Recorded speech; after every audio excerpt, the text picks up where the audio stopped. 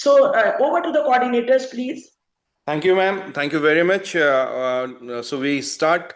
We get a green flag for our 23rd midterm conference of JHOS. And the first session, of course, is the Stars Innovators session. And our first talk, without much delay, we would be inviting Dr. Karupati Vasavi, who would be telling about her innovation on an augmented reality glasses for children. I would request Dr. Vasavi to please start her presentation. No, first you have to give her introduction, please. Hello, coordinators. First you have to give introduction of the individual doctors. Ma'am, I have got her work as on my slides. I do not have a complete. Yes. She did not make a slide of intro. Just yes, please ma'am. read. So that's she is working on augmented reality glasses for children with amblyopia, and this is basically used instead of eye patch or using pharmacological substance such as atropine. These glasses gently adjust vision by changing contrast and focus to that the weaker eye gets more stimulation. And it will also focus on improving the binocular single vision, so it can be alternative to the virtual reality headsets, and also it will regulate the treatment because it works on a micro controller. So I asked Dr. Vasavi to please start her slides on her new innovation. Timer set कर लीजिए. Timer is 7 minutes. Okay, ma'am. Please set the timer. Yes, ma'am. Good morning, Nanda. Can you see my slides? Yes, your slides are visible. Can you go to full screen, please? Yes, just a second.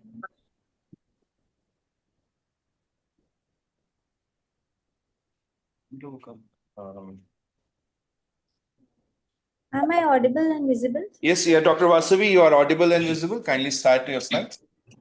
Good morning, one and all. I thank Dr. Bharti ma'am for giving me this opportunity to present my innovation. So my talk is on augmented reality glasses for amblyopia, easy vision therapy for kids. So I am Dr. Vasavi. I have completed my MS ophthalmology. I'm currently a fellow in pediatric ophthalmology and strabismus and neuro-ophthalmology. So we know amblyopia is a leading cause of preventable childhood vision impairment, which is affecting 3 to 5% globally. So there are a lot of conventional treatments which are available for amblyopia, which are effective, but they have some limitations. So we are trying to innovate a child-friendly smart glasses for seamless, engaging vision recovery.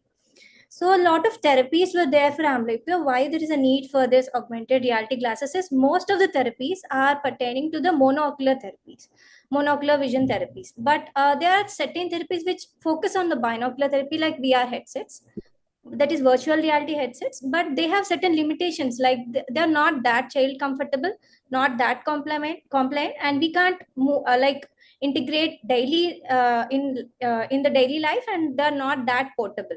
So the proposed augmented reality glasses will tick on all the boxes, so there is a need for these glasses. So our innovation is child friendly smart AR glasses that will deliver the binocular therapy through augmented reality, and they will most of the therapies are focusing on the BSV, but a lot of therapies are not focusing on the contrast and image control and pertaining to the therapy based on the each eye. So these will also be concentrated in this, and we will have a gamified and interactive task to improve the compliance of the child, and there'll be seamless integration into daily life because they look like a normal glass, and they are not stigmatizing, because most of the therapies like patching and all will cause a psychological trauma to the child.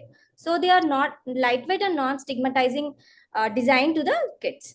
So we know amblyopia, there is a brain ignores input from one eye, that is in simple terms. So what these AR glasses will do is they will detect the imbalance between the eyes in real time, and they will dynamically adjust the lens power and also contrast. So they'll weaken the stronger eye and strengthen the weak eye. So they will increase the usage of the weaker eye, that is the amblyopic eye, and promote the binocular single vision. So also they will increase the neural strength connections and strengthen them, and the vision will improve over the time. So this is the model.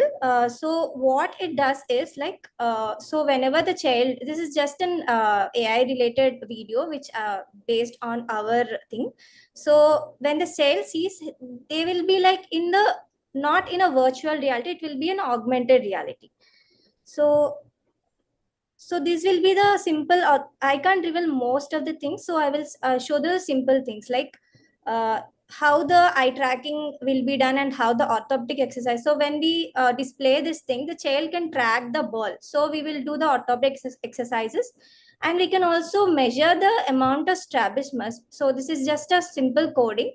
So this is a child who is wearing the glasses. In real time, it will give how much is the deviation and also how much is the strabismus component in the eye. So the core components will be hardware, software, and the work therapy mode. Hardware consists of the microcontroller. We will have a dual micro OLED display which are transparent, and we are planning to integrate the liquid lenses. If not possible, we can actually have a clip-on normal lens and works on a battery. And the software will be augmented reality. This operating system will be having the Python and the OpenCV, and there will be contrast and blur display and image filters. So when the child wears the glasses, there will be interactive binocular games, and there will be live tracking and feedback, which will be given to the microcontroller. So we can integrate with the mobile app, which will be connected to parent and the clinician, so that the clinician through the mobile can actually adjust the therapies rather than the child visiting the hospital every time. So these are the model of the glasses. Rightly, it is the prototype development stage is ongoing coding and stimulation, and also we are developing a 3D modeling for that. And the hardware testing is completed. The display and therapy features are under development, and integration is in process. So this is a 3-year developing model. So our smart glasses are step towards the accessible stigma-free therapy for every child with amblyopia. With right support, we can bring the innovation from prototype to impact. So we can help millions to see a brighter and clear future. So the smart glasses will actually do the patching, stimulation burn without any medication like atropine, binocular single vision therapy, and we can also this acts like a Bargata filter. Orthoptic exercises can be done and vision therapy games. So one solution for all this is this AR glasses. Thank you.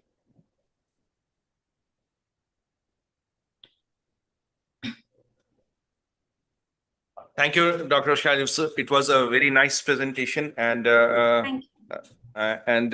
quite informative.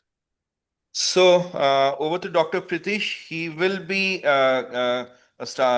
in giving the introduction of our second innovator, which is Dr. Arvind Krishnan BP. Excuse me. Dr. Karupati, when it will come in the market? Right. It is very nice innovation. Actually, we are developing this 3D modeling, doctor. Like we are trying to do a trial and error process like that. So in 1 year, or 2 years? Yeah, in 1 year it will come. Right. Then now. you please inform our society. Sure.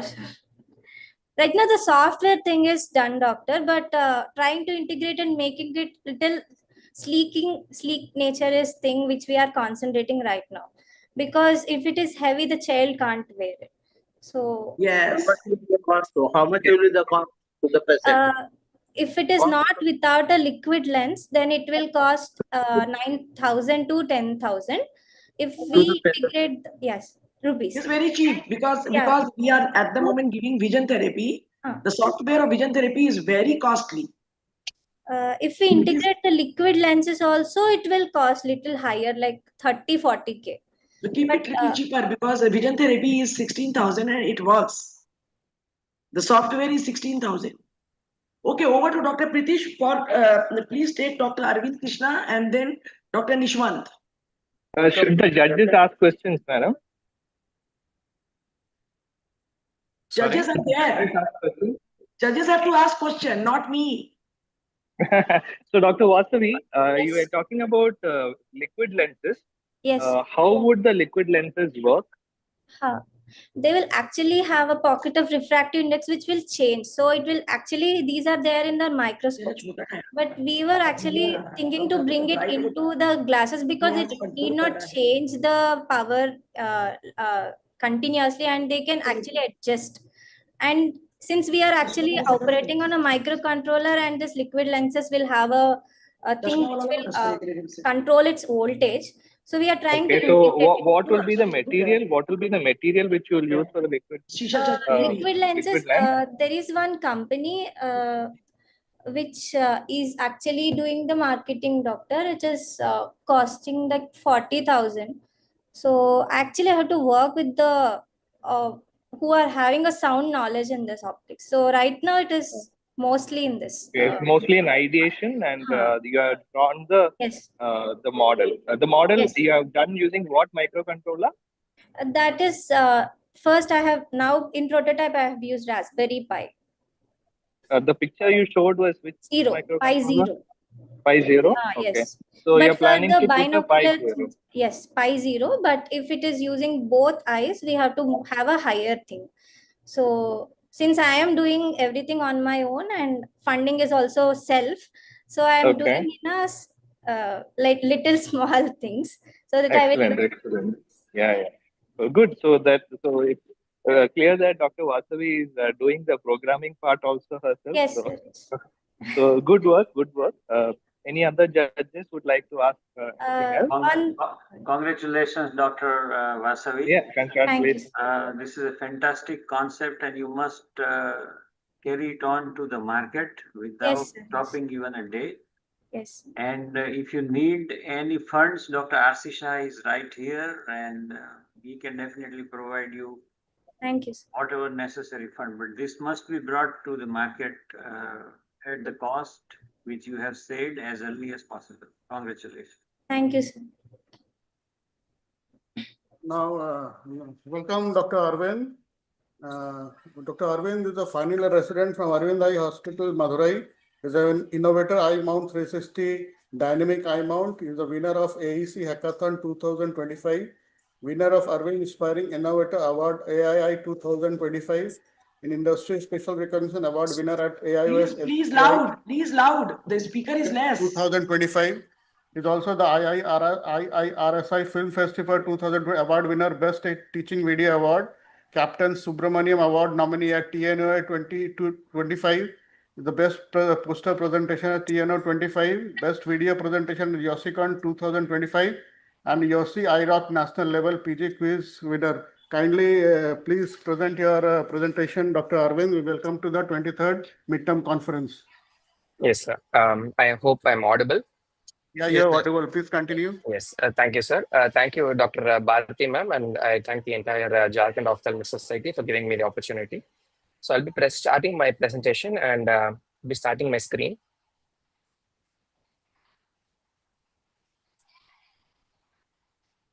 One second.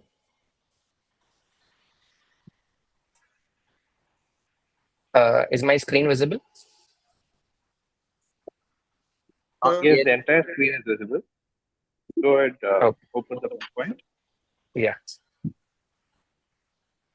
This is, I hope you can see the full screen right now. Yeah. Please continue. So good morning, everyone. I'm Dr. Aravind. I'm a final year resident at Aravind Eye Hospital, Madurai. So I'm here to present my innovation, which I have titled it to be Eye Mount 360, which is a dynamic eye mount to practice in your wet lab training. So the problem statement I came across was this image, which you can see on the left. Residents and trainees, especially in the first year PGs or anyone who was first time going into the wet lab, they start practicing their cataract surgery on either a goat's eye or a human eye, which is mounted on a fixed stand such as this. So the problem here, as you can see, is that the goat's eye is not like akin to the human eye. Each side is not symmetrical. Some sides are much steeper. For example, here you can have much better access. Here you don't even have a scleral area to practice. And hence you have to keep your hands in very awkward positions while practicing your scleral corneal tunnel and side fold. So here is a video showing a first year resident trying to practice his a small incision cataract surgery steps on a fixed immovable goat's eye.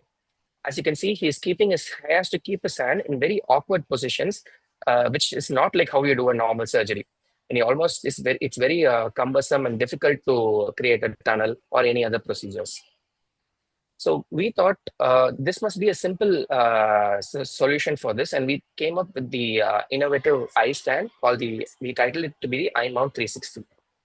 So in the recently conducted hackathon at Aravind Eye Hospital, Pondicherry at 2025, we worked along with engineers in our lab team and 3D printed a prototype where we incorporated a simple ball and socket system into an eyeball stand, which would essentially make the trainee to move the eyeball in any direction he wants, which is comfortable for him.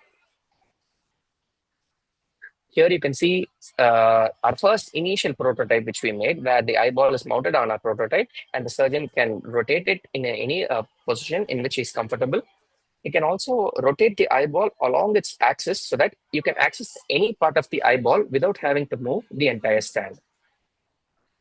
And subsequently, at the for the LVPA hackathon, we made a second prototype, which we call it the version 2.0. So this is what you get when you're practicing your cataract surgery initially. You have to keep your hand in a very vertical position while making a stereo coordinate panel. But with our stand, just a simple solution, you just shift the eyeball to a better angle, and hence you can have in a much more comfortable position of your hand, you can start your surgical practice.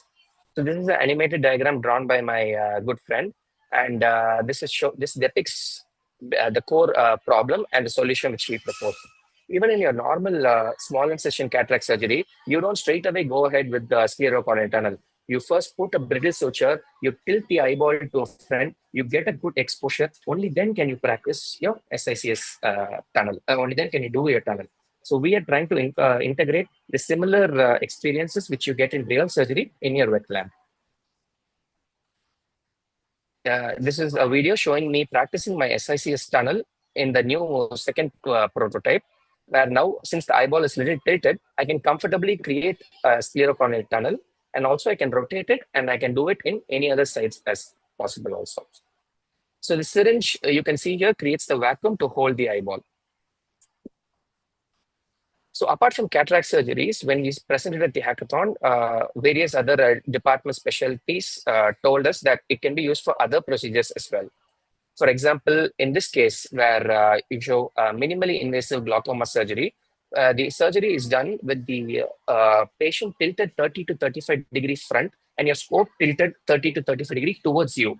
So when normally how they practice this surgery in wet lab is they have to physically take the eyeball, tilt it front, and then they have to practice. But with our stand, you can make the eyeball move in any position, lock it, and then you can start your procedure. This is an image showing I took a photo of a glaucoma fellow trying to practice suturing through an RD implant. Here you can barely even see the RD procedure, RD implant, leave alone practice your steps. But with our stand, you can get a much better exposure and a comfortable art to practice. So this is a video showing a glaucoma fellow passing a suture through an RD implant. Since she gets a much better exposure in area, she can comfortably practice her suturing techniques. So in the future, we also plan to integrate this iMount 360 with a pre-existing head model, as you can see on the left. So if we integrate this, we get the dynamic movement of the eyeball, we get the forehead, we get the nasal bridge, and it almost simulates the real exact surgical methods. So the syringe here, you can very well see, is what we use to hold the eyeball with the suction. So these are the other commercially available stands in the market, as you can see in the left, which is what many of the wet labs have. They cost around 5,000 rupees, but it is still fixed and it cannot be moved. And these are other examples of a silicon-based eyeball training kits, which are very, very costly, and still it is fixed and cannot move in any direction you want. So the estimated cost of our prototype product will eventually be under 2,000 rupees. It is very cost-effective, portable, user-friendly, and it is such a simple device. So it's very, very quick to market and quickly can be adapted. And it has much more applications apart from cataract, like glaucoma, even squint surgeries, or any other procedures where you want some movement in your eyeballs. It has a wide application. It can be used for residents, fellows, consultants. It can be used in wet labs. You can keep it in direct skill transfer courses and conferences. You can keep it in any training institutes, and it is universal application, not only limited to India. It can be easily exported to any country you want. The future steps for this product will be refining the design, selecting a much suitable material. So initially we are making a 3D printed model, which is very flimsy. So better model materials like a silicon steel or aluminum can give a much more rigidity and stability to the eyeball. And then refining the design, finalize it, and get multiple user feedback and go for full scale manufacturing. So we are currently collaborating with companies like Orolab and Aravind Center for Eye Care Innovation. We are also recently collaborated Kindly with conclude, sir. Yes. So this is the picture of us winning the hackathons. This is the picture of us winning the IARSA. And yeah, thank you for the opportunity for presenting this. Thank you. Thank you, Arvind. Very good innovations. It will be very good help to the newcomers and all. Any questions from the judges, please? Excellent work, Dr. Arvind. So very happy to see an innovation which is going to help the doctors, the ophthalmology trainees themselves. So you said the model is going to be first 3D printed. What material did you use for 3D printing, and until now has it broken apart, or Sir, are you I still? was, sir, sorry, sir, I was not able to catch that. Dr. Bharti ma'am, can you mute your audio? Right. So I was just saying, it's a good innovation, very good innovation, Yes, yes, especially sir. for the young ophthalmologists. And Yes, sir. I would like to know what material you use for 3D printing and whether the models which you use still now have disintegrated or broken, or are they still working fine? Sir, the 3D printed models are the same materials which we use for the routine, the silicon things which we use in the Aravind hackathon. And it PLA right, or ABS? the first one, sir, PLA. PLA, okay. Yes, sir. Polylactic acid. Polylactic acid. Yes, sir. Did it break, or are they still sir. working? We have made 3 prototypes. It is completely the same. It is not broken at all. So I am not very experienced in 3D printing. So the engineers helped me to make multiple layers of it so that it is much more stable. And none of the 3 prototypes we made so now has broken. But it's still it doesn't have the weight to practice your thing. You need to definitely go for a metal based product. Right. So I would suggest, in order to keep costs low, you could use a stop and go technique in the 3D printing where you incorporate weight into the base. So you pause the 3D printing, then you add some weight in the base and then continue 3D printing so that it incorporates more weight. And that would be probably the easiest way to get it to the masses rather than go for injection molding or metal, so that which will take time. So I really am amazed by the innovations which are being done in the Aravind hackathon, and I hope at least some part of it might be open source. And this adding the weight by a stop and go technique in the base while 3D printing might help take care of the weight issue. Thank you very much, sir. I would like to collaborate with you more after this session so that I can get better tips from you. Thank you. Yeah, sure. Any of the other judges would like to comment? Arvind, if you use a material known as delrin, which can be machined, the delrin material has a weight which is very light and has a strength which is nearly the metal. Okay, sir. Okay, sir. That's a good tip, sir. I will make note of it. Thank you. Delrin. Yeah, congratulations, Arvind. One more idea I'll suggest. So the base of the 360 mount, you can just make into design into 2 pieces. And the center one, you can keep it empty where you can put a metal block cube inside afterwards, after printing. So after printing the both parts, put the metal cube inside and you can just lock it inside. So it will be easy and to assemble also later on. So that will increase the weight of the base so that the eye mount won't tilt and tip off when you're using it. That is a simpler idea. Yes, sir. Yes, sir. I'll make note of it. Thank you. Thanks. Okay, now please take Dr. Nishwant. So I welcome Dr. Nishwant Balakrishnan, who is a final year resident from Aravind Eye Hospital, Madurai. And coincidentally, Dr. Pritish was just saying that he is seeing his juniors from Aravind Eye Hospital, Madurai, presenting a lot of innovators. So it's very heartening. Dr. Balakrishnan is a final year resident from Aravind Eye Hospital, Madurai, and he has won the Aravind Inspiring Innovator Award. He was also a runner-up in AIOS I Invent Hackathon, and he was a finalist in the AIOS Teachers of Tomorrow. He has been an innovator of glucometer, Terry shaver, slit lamp pro, and home-based ophthalmic surgical training kit. So lots of innovation coming from Dr. Nishwat. I would request him to start his slides. And Nishwas is very appealing for the practitioner. It is on the pterygium surgery. Thank you, sir. Thank you, ma'am. My name is Dr. Ishwar. I'm a postgraduate from Aravind Eye Hospital, Madurai. I'll be presenting the Terry shaver on behalf of Dr. Nishwat. Because Dr. Nishwant is in Vietnam right now for a conference. Yes, ma'am. On I'll a just personal vacation. share my screen.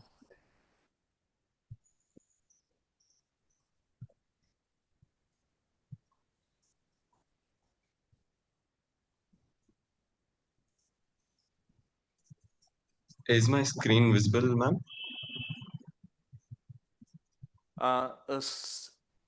We are still not able to see the screen. You sure? No, it is not visible.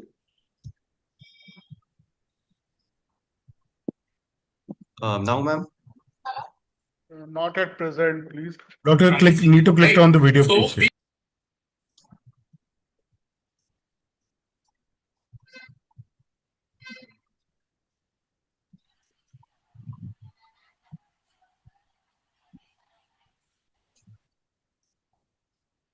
Admin, please help him.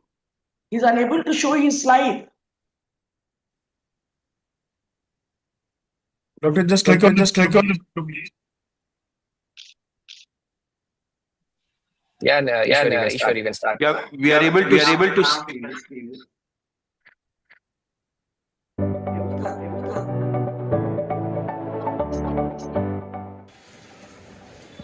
Meet Mr. Ramu, who is a 55-year-old hard-working gardener from a village near Madurai. He is a daily wage worker for whom every day of work is very important to sustain his living. Irritation in his eyes is constantly bothering him, for which he visits a doctor nearby. Ramu complains of irritation in his eyes to the doctor. The doctor examines him and diagnoses him with a condition known as pterygium, for which she advises surgical excision. But Ramu is worried and anxious because he had a similar complaint 6 months back, for which he underwent surgical excision of the pterygium. Pterygium is an allostatic degeneration of the subconjunctival tissue. That is, there is a fleshy growth that arises from the white part of the eye encroaching the black part of the eye. Unfortunately, surgical excision is the only treatment available for pterygium. 6 months ago, Mr. Ramu underwent this surgery, and this is how it went.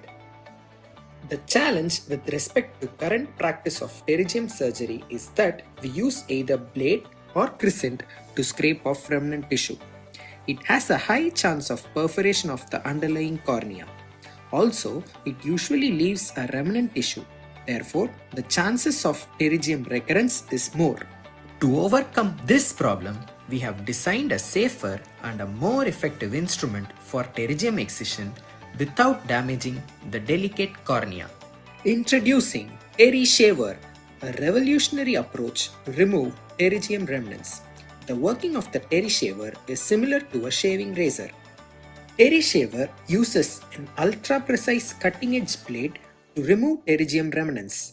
A protective guard prevents the blade from penetrating the cornea even after vigorous movements, thereby reducing the chances of perforation. The depth of cutting is calibrated in accordance to the pterygium tissue. To demonstrate the working of Terry Shaver, we have used a pterygium-like tissue over a goat's eye. We could see that by using the Terry Shaver, we were able to remove the tissue easily and achieve a clear cornea. The distance between blade and guard is known as the blade gap. Based on blade gap, we have 3 variants: 10, 20 and 50 microns Terry Shaver. For ultra precise removal of pterygium tissue, we can use 10 micron TerryShaver. The clinical benefits of the TerryShaver includes the TerryShaver's depth calibration and protective guard minimizes the risk of corneal perforations.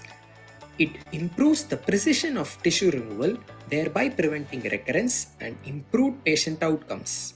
It is also a very helpful tool for beginners by providing cleaner excision with reduced complications. The TerryShaver can also be used as a valuable tool in the removal of rust-ring associated with corneal foreign bodies. Just like Crescent and Keraton, TerryShaver can be produced in-house. Thus, TerryShaver is an affordable solution to produce a clear cornea after pterygium surgery. TerryShaver, sculpting sight.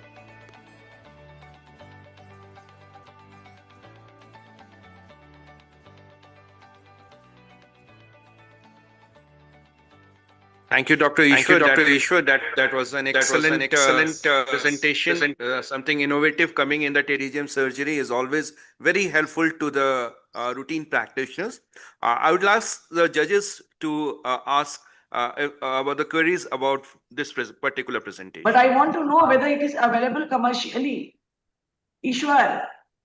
Ma'am, it is not yet available commercially. The prototyping stage is over now. Currently, the validation stage is going on. But it is expected to be commercial within a year. We will be getting it by Oro Lab? Yes, ma'am. The 3D printing, yes, ma'am. The 3D printing, everything, the collaboration is with the Oro Lab engineers. So it is a very good news. And Arvind Krishna's innovation also we will be getting after 1 year through Oro Lab. Okay. Yes, ma'am. With the Oro Lab and LV Prasad together, we will plan to do the iMount 360. Okay. So please keep us informed.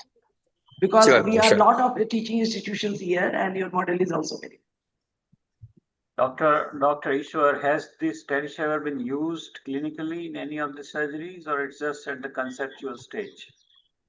No, sir, we have not used it clinically. It has been used on the growth side to see whether it works. And the prototype is ready. And now we are gathering opinions from various consultants and gathering the demand in the market, whether it is viable and feasible, sir. How can it remove the rust ring? Because it's too big and too broad to remove the rust ring. I don't think it is possible to remove the rust ring with TerryShaver. Can you explain, please? Sir, if the rust ring deposition is superficial, then it can be removed, sir, depending on the depth of the TerryShaver blade. No, but then it will remove a lot of additional tissue from around. Yes, sir. There will probably be epithelial defects. I think you should remove this part from your presentation. It's not possible to remove the rust ring with TerryShaver. Unless it has been done really in clinical practice, just to present it as a concept gives the wrong impression. Yes, sir. Okay, sir. Right. Dr. Ishwar, good concept, the idea. So I don't think you'll be able to test it on a goat eye also, because where will you find a goat eye with pterygium? And a good concept, but you definitely need to work it out in the wet lab. Real life scenario, you might encounter additional difficulty. So this is not the final version. You would evolve it until it reaches a stage where it can really work. The curvature of the cornea and so many other factors would affect its function. Right, and a good idea, good problem statement and working on it. Go ahead. Thank you, sir. This is Dr. Rajesh. I just had two queries.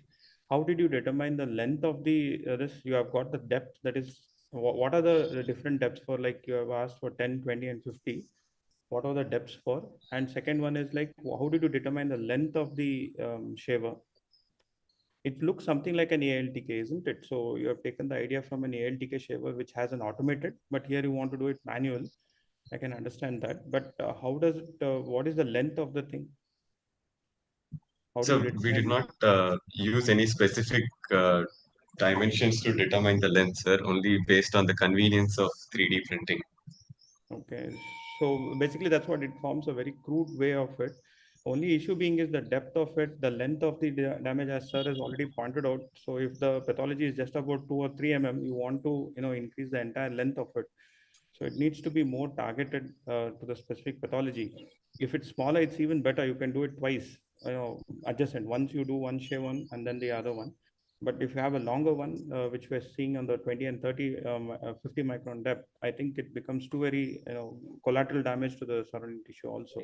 And we also have the Bowman's membrane, which once penetrated, that it leaves some amount of residual opacification. The pterygium may not, but our instrumentation might, iatrogenically, it might cause such a thing.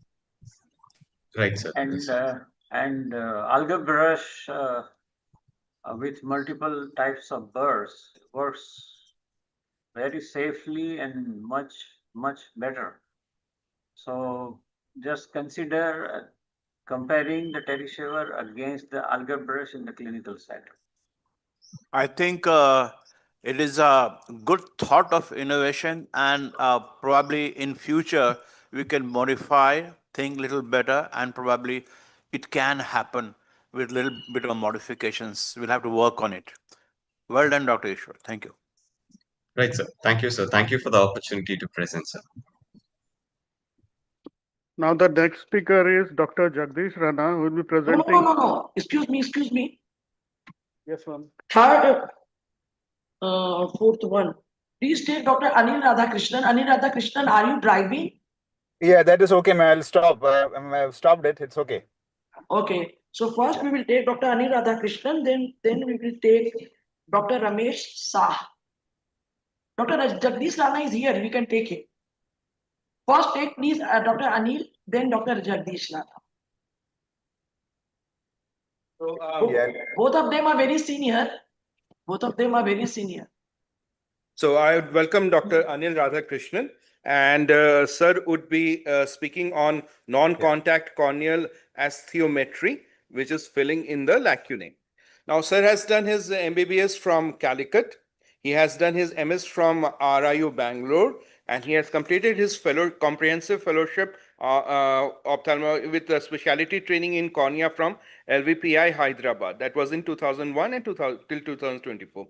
He has been practicing cornea and refractive surgery ever since. His area of interest includes corneal infection, anterior segment imaging.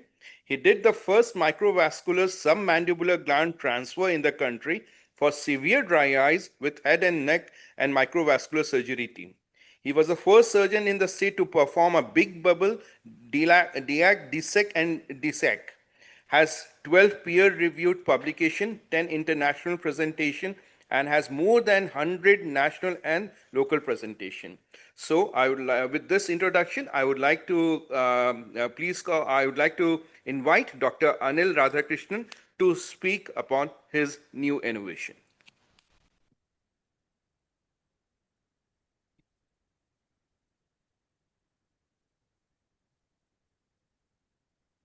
I'm sharing my presentation now. Yeah, is it visible? Yes, sir, it's visible and you're audible too. Yeah. Okay. Thank you so much, Dr. Bharti and the Jharkhand Ophthalmic Society for the opportunity again. This is a small work, nothing like Dr. Kakadia's or anything very innovative, but it's a very small innovation that we have done.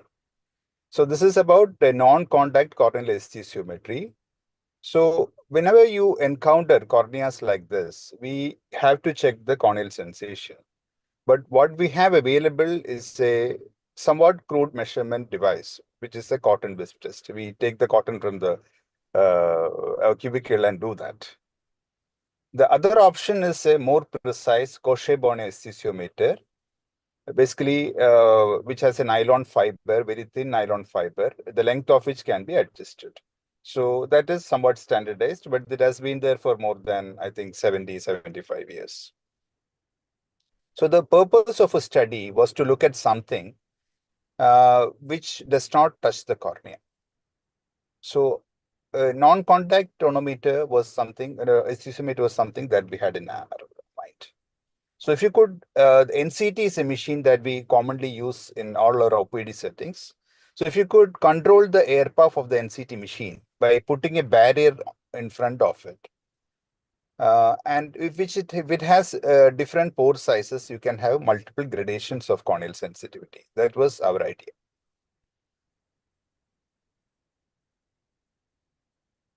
So the aim of a study was to look at a simple, portable, non-invasive way of assessing the corneal sensation, and to check whether it can be a qualitative or a semi-quantitative measure to do that. So we put a 3D printed adapter, which was 3D printed by CAD software, and which was put to the snout of the NCT machine. The machine that we used was the Topcon, which is available in our department. So this adapter, the 3D printed adapter, was snugly fitting onto this. The inside of it had a area where the membrane could be kept. So this membrane is basically a nano-engineered filter from the Amrita Nanosciences. They had used it for the Amrita. They developed a N96 mask, which was actually seen to be better than the N95 mask, which are widely available. And that was in the market for quite some time. So the same material was used for that. So this was the design, which was kept onto the snout of the NCT machine. The 3D printing, as usual, is done by a Ultimaker Pro. We have a 3D printing design engineer who does that in our hospital. It's not moving. Yeah. So the nano-engineered filter was made by an electrospinning technique using a polycarbonate, and this is a nanofibrous material. It's basically electrospinning, just a short video of the electrospinning procedure that is used. So there are 3 grades which we made. The grade 1 had the large pore size, close to around 700 microns. A grade 3 had about 100 microns. So this is just the filter assembly again. So there are 3 grades, and this NCT, on the NCT machine, just like you would do an NCT, we center the cornea. Then this filter assembly is kept onto the machine, which will snugly fit. And then you press the joystick, and then you get the this one, the corneal sensitivity. There are 3 grades. So we usually use the smallest one. The grade 3 one was the smallest one used, so that if it is not there, we'll go for the larger one, grade 2 or then grade 1. And we compared with the Cauchy-Bonnet aesthesiometer, in which there is a nylon fiber, the length of which can be adjusted. So if it is 60 millimeters, it is the most sensitive. If it is 5, if the nylon fiber length is only this much, 5, then it is less than that, it is almost corneas insensitive. That's what you can figure out. So we made a comparative study of non-contact aesthesiometer versus Cauchy-Bonnet aesthesiometer versus a cotton wisp test. It's not a big study. We did hardly on 50 patients, that is 100 eyes. And we found that in cotton wisp, all of them, they were able to appreciate the corneal sensation. In non-contact aesthesiometer, 4 patients, that is 8 eyes, had grade 2 sensitivity. And similarly, in the Cauchy-Bonnet aesthesiometer also, 4 eyes had reduced corneal sensitivity, which is corresponding to that. So in this short study, we found that it fared well compared to the Cauchy-Bonnet aesthesiometer. We basically took a diabetic population from the endocrinology department. So obviously, we need further studies to fine-tune. We have not really tested it on other conditions like herpes aesthesiometer and all. A few patients have done after corneal neurotization surgery, that is to bring back the corneal sensation to the patient. We do the corneal neurotization surgery. In a few patients, 2 patients have tried that, and it seemed to be working. Thank you so much for the opportunity. I thank my colleague. This is Dr. Eshwardhan Sin, who had done the most of the spade work. Dr. Deepthi Menon from the nanotechnology. Dr. Sarin Xavier, who helped me with the engineering part, and my HOD, Dr. Gopalis Pillai, and Dr. Srinivas K. Rao of Chennai, a prominent senior corneal person who helped me with the fine-tuning of the ideation. Thank you. Thank you, Dr. Anil. It was an excellent presentation. Now it's over to the judges for their queries. Congratulations, Dr. Anil.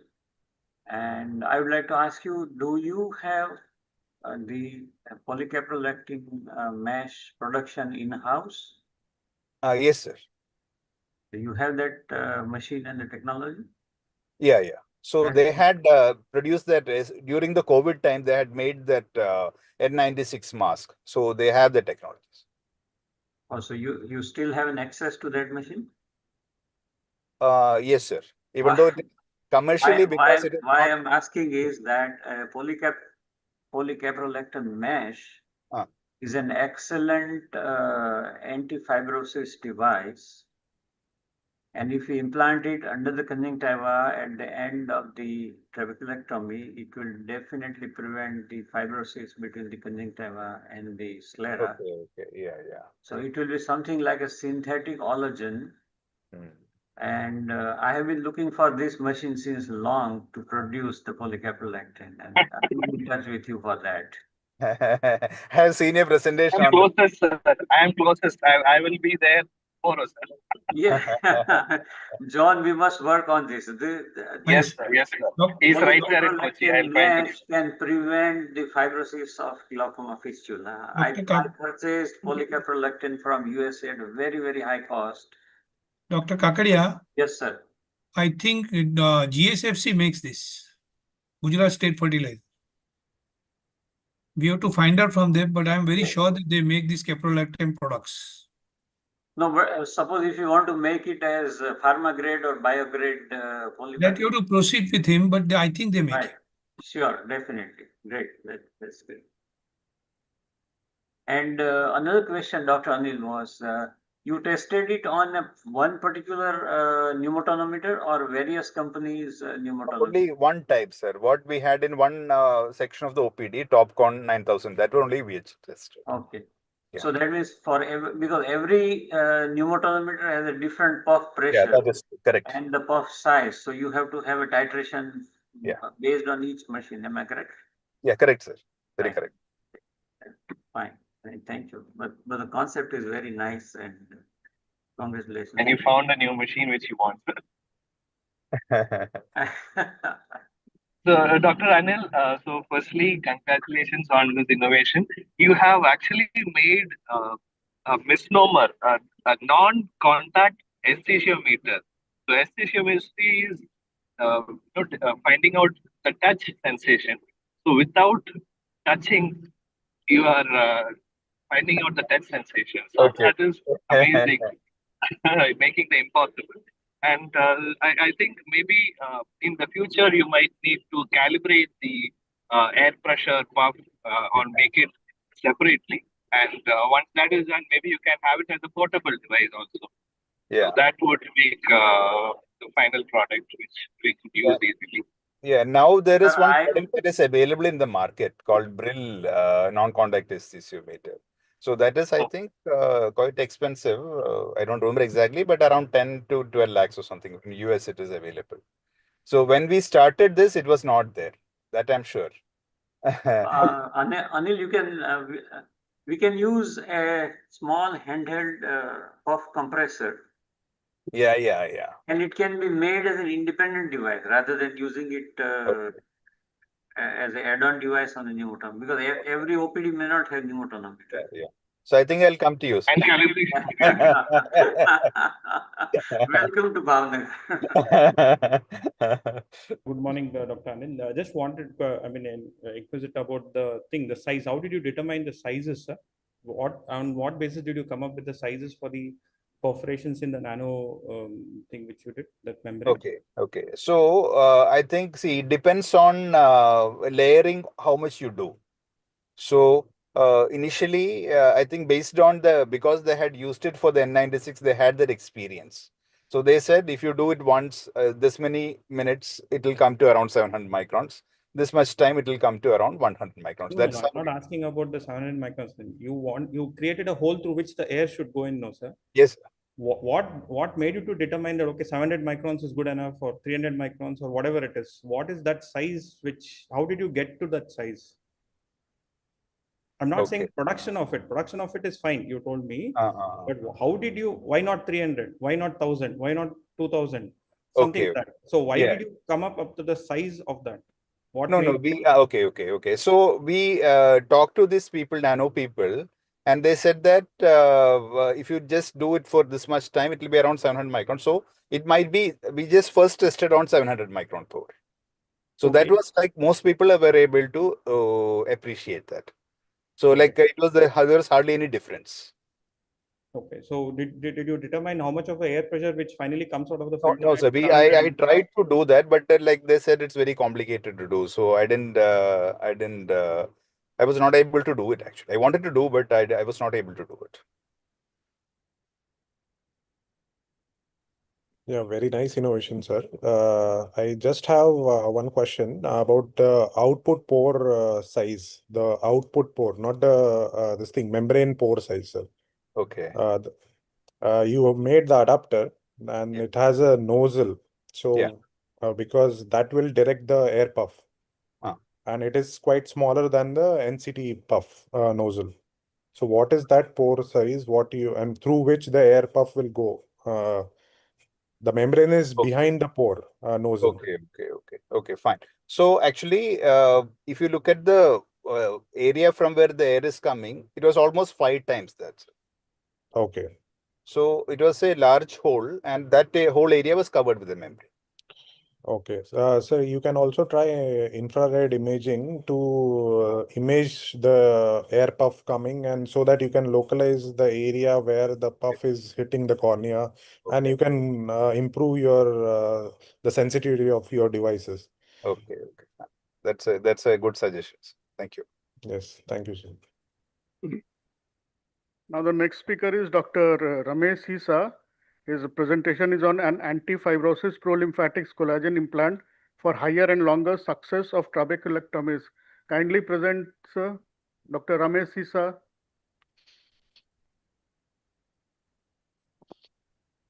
Are you there, sir? Yes, sir. Just wait. Can you give it to somebody else next? I will be presenting next to this. Okay. Dr. Jagdish Rana is here, sir. Yes, sir. I'm here. Welcome, Dr. Jagdish Rana, sir. His topic is on my innovative double tooth phaco chopper.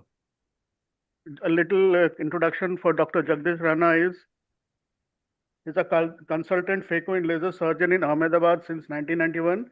He's director at Tupath Eye Hospital, Ahmedabad, Netralaya Super Specialty Eye Hospital, Ahmedabad, and Freedom Eye Laser Center, Ahmedabad.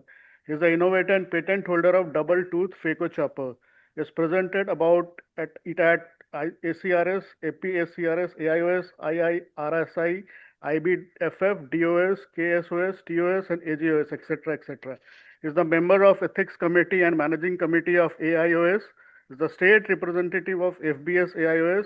Is the honorary executive secretary of AGOS since 2021, and also the honorary executive secretary of AIOS 2015 since 2021. Kindly start your presentation, sir. The type 1 Dr. Jagdish Rana. There is no lead of a 12 without medical. Dr. Ramesh, kindly mute yourself. All presentations are 7 minutes. All presentations are 7 minutes. Dr. Jagdish Rana, sir, please. Yes, sir. I am starting. Yes. મારું 4 મિનિટનું તૈયાર છે, હું આપી દઉં છું કોલેજનનું. નહીં, મને એક મિનિટ ઉભા રહો.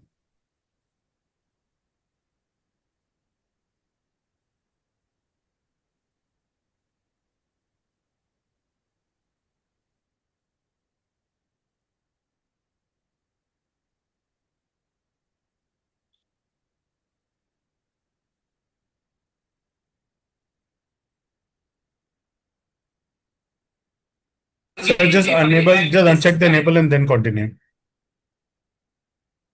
Hello. Sir, uncheck the enable box and then continue, please. Where to uncheck? It is सब बॉक्स में से टिक हटा के उसके बाद कंटिन्यू कर लीजिए।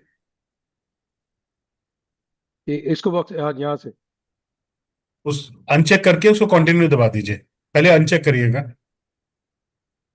Where to uncheck sir?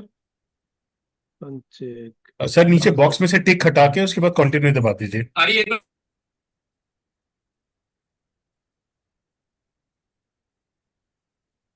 Yes, sir. Yes, sir. Or just open your PPT, so that should also do the trick. तो इसको कहाँ से हटाएंगे? इसको this is just behind it.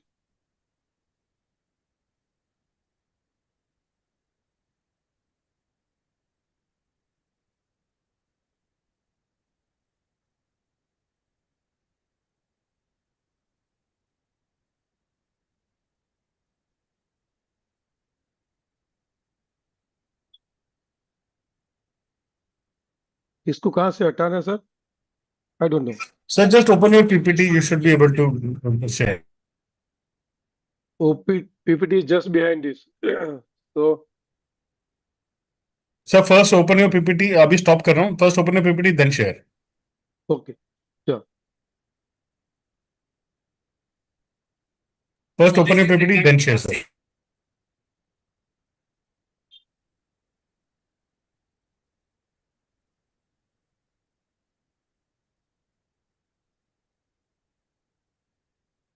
How to remove this one? It is getting in between. Sir, if you can just read the dialog box before sharing, that would be better. Yes, please.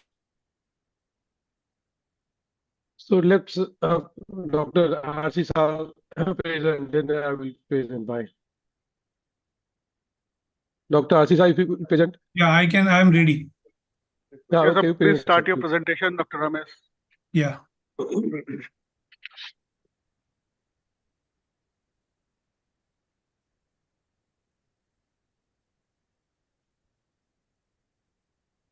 Can you see Hello, my dear friends presentation? and colleagues. Today we are very happy. Can you see the presentation? No, sir. The presentation is not. Please open your PPT before sharing, please.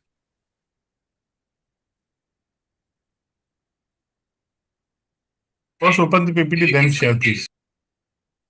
Okay.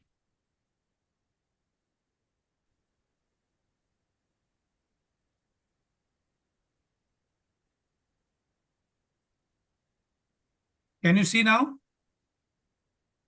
All good. You collagen. Can you see? Which is a novel Yes, sir. glaucoma antifibrosis collagen implant.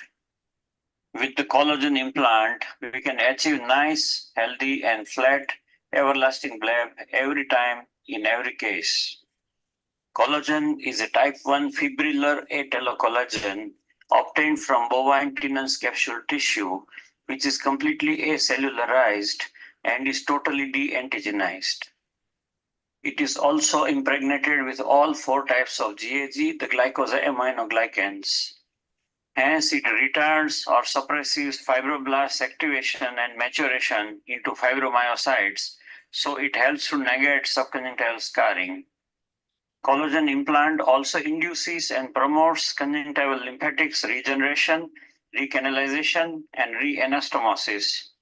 Collagen also induces controlled and minimal angiogenesis, which restores normal capillaries of conjunctiva over the flap, and so it always prevents thin and avascular blebs. Please notice the difference between MMC only bleb and MMC plus collagen bleb. Up to this stage of scleral flap suturing, the surgery is same as in standard trap. Scleral flap is sutured watertight with teno-orocryl in figure of 8 fashion. We never use nylon or silk here, and there is no need for releasable suture. Now we confirm that there is no leak of aqueous humor. Blood filling the incision trench is a good sign that there is no leak. We want the leakage or seepage to begin only after 20 to 30 days and not at this stage. Now ready for implantation of collagen, which essentially is a lyophilized bovine tenon tissue disc. Collagen disc is now impregnated with moxidexa eye drops, and then it is cut into 2 halves with Westport conjunctival seizure. And both the halves are now put over the scleral flap like this. And the conjunctiva is then brought back over it. Conjunctiva is now closed with 10-0 polycryl continuous suture. Both ends of the suture are kept quite long, which is then buried under the conjunctiva so that there is no significant foreign body sensation for the patient in the immediate postoperative period.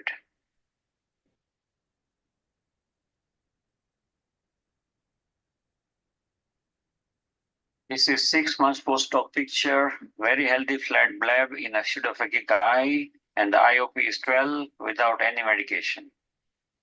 If we look carefully, we can notice new lymphatic channels which have now developed. Please notice the same again. Nice healthy bleb in a phakic eye, IOP 14 millimeters without any topical or oral anti-glaucoma medications. Another phakic eye with a very nice healthy bleb, which is normotensive without any eye drops. One more phakic eye, IOP 10 without medications at 12 months post-op. This case was done as early as 2015. IOP is 12 without medications, and we can beautifully see the lymphatics. Thank you very much for your kind attention. I would request the judges not to consider for any prizes as we are quite senior. So we'd like the juniors to take whatever the benefit of this presented, this platform. And these lymphatics which are developed, we are trying to demonstrate with the help of moxifloxacillin with UV light, which I will be showing in a Moxi Glow, the next presentation. And we are able to demonstrate so many lymphatics with the help of moxifloxacillin and UV light. So I'll be showing when my next presentation, when I present it. Yes, and I was waiting for that because suddenly I found that you are presenting something else. So I thank Dr. Bharti and rest of our team to allow us to present this paper. But I request the judges not to consider me for any prizes as they are quite senior. We'll allow the juniors to take the advantage of this platform. Thank you, sir. This is an excellent initiative that you have taken, and congratulations on your innovations also. Now, I would like to ask the judges for any queries on the present innovative from Dr. Amish Shah.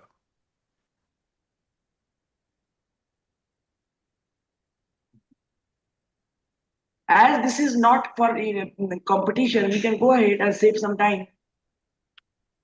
Okay, ma'am. So now he is presenting Moxi Glow. This is very important. Okay. May I have a question, please? A very practical questions. To what level of intraocular pressure you like to put this implant? After this implant and the success of implant, we are not finding any much problem as far as the trabeculectomy, where thin blebs and other things were there. So for me, the moment I find there are changes in the perimetry, and if you are using more than 2 drugs, we do this implant. We do the collagen trabeculectomy. Suppose the patient has got an intraocular pressure which is not coming down beyond 29, or somebody has 36, or somebody has 40. So to what level you like to put this implant? What are the indications? Any high pressure, or what is the pressure indication? If there is no pathological cause like neovascular glaucoma or there is a malignant glaucoma, I would like to do this procedure as a primary procedure. And in those extreme cases of glaucoma, we would like to put our glaucoma implant, which is very, very effective. So for me, glaucoma more or less is a surgical disease. And if there are more than 2 drugs and if the IOP is not controlled, and there are changes in the field, I would go for this surgery. And I will not do routine trabeculectomy now. I will always use collagen. in my all the cases. In last 20 days, I did 7 of them. I am not a glaucoma specialist. And do you use Kashyap sir, this works so well. This works very well. Really, so it completely prevents the fibrosis between the conjunctiva and the sclera. It regenerates the entire tenon tissue as if it's a new tenon tissue. It is the same membrane which people are using it.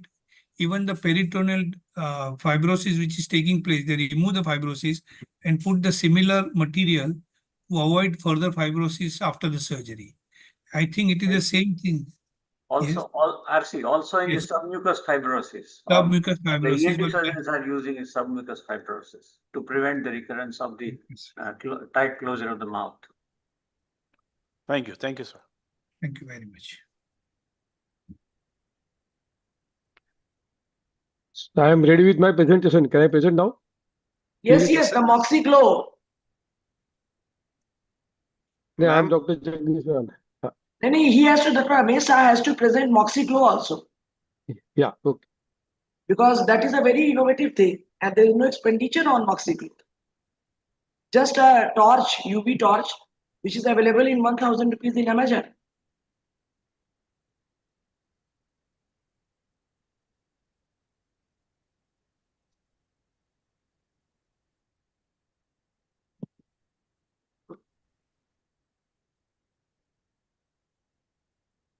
Hello, dear friends and colleagues. We are very happy to introduce to you Moxi Glow.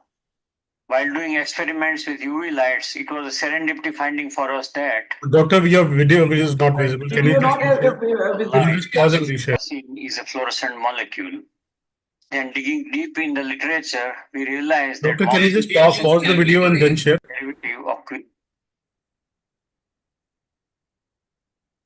This is span of 1 second.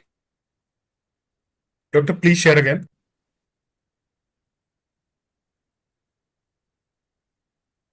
Doctor, please open this video, then share, please. Yeah, that's what I'm trying to do.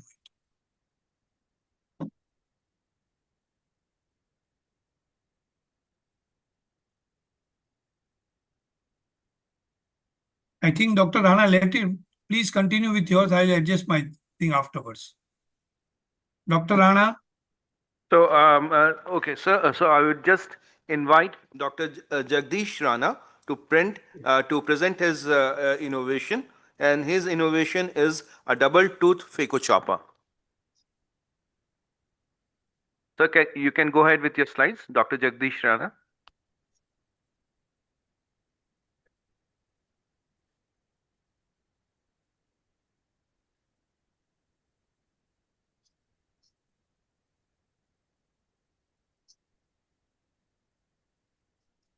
So are you able? Yeah, thanks.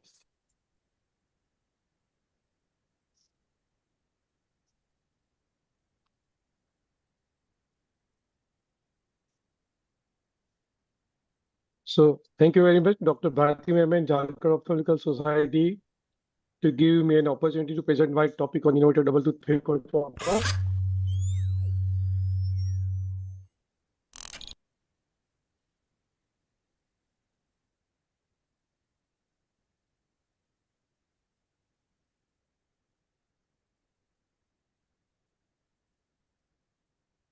Innovative 2-point fixation complete phaco chopper.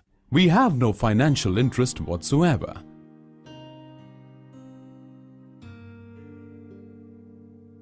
Introducing a cutting-edge mechanism that will simplify the course of phaco surgery. Here is announcing the next generation 2-point fixation, a complete phaco chopper. The success of this innovative new product is such that it has acquired the status of a design patent numbered 255048 on the 5th of July 2013. Thinking of an ideal chopper, what qualities do expert surgeons expect it to have?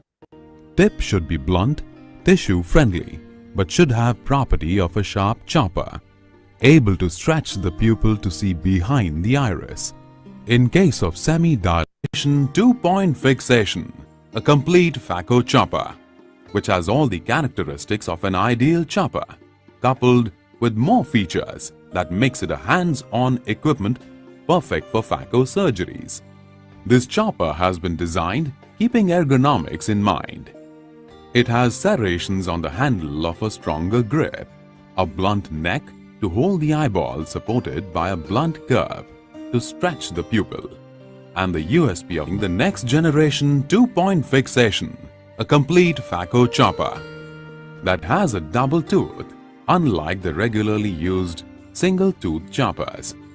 A simple example can abridge all that has been said above. Take a So look. this is a small funny video about this chopper.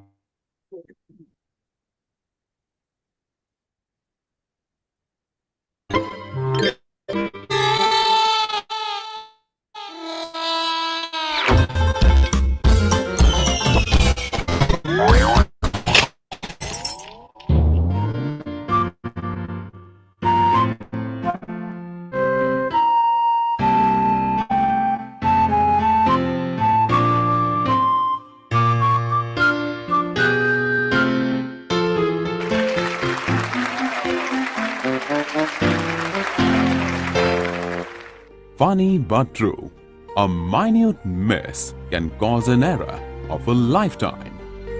Putting this into real-life context, in the next generation 2-point fixation, a complete phaco chopper is useful in the following ways. Cracking the nucleus.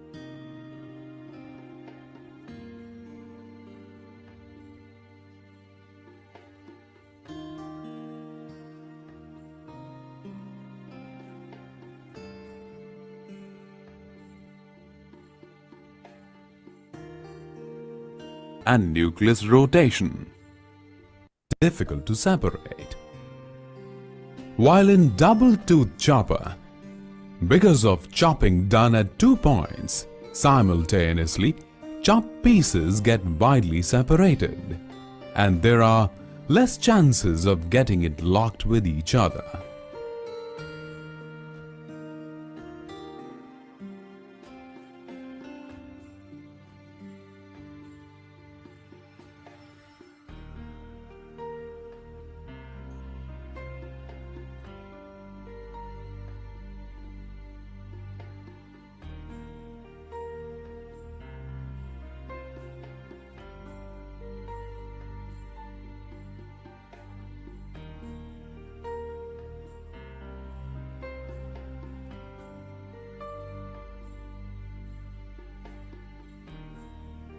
Removal of nucleus pieces, its rotation, stuffing and re-chopping.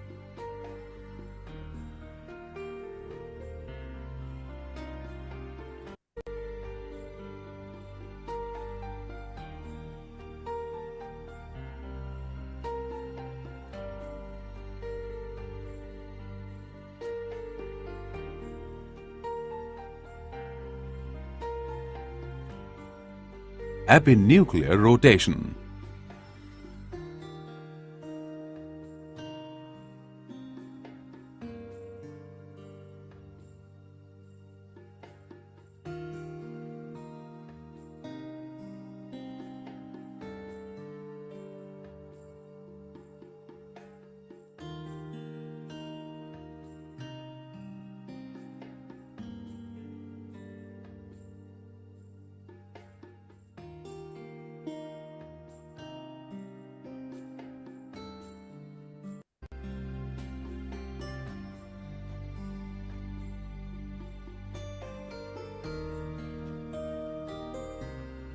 Stretching the pupil.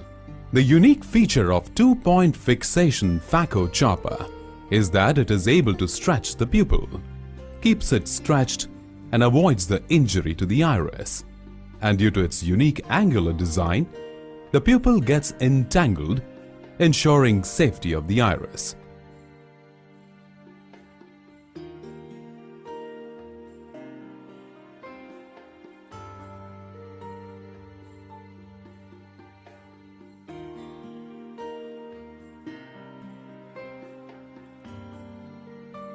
This is how such a surgery consumes less time decreases tissue inflammation and zonular stress. And so successful phaco surgeries is equal to satisfied patients, which in turn means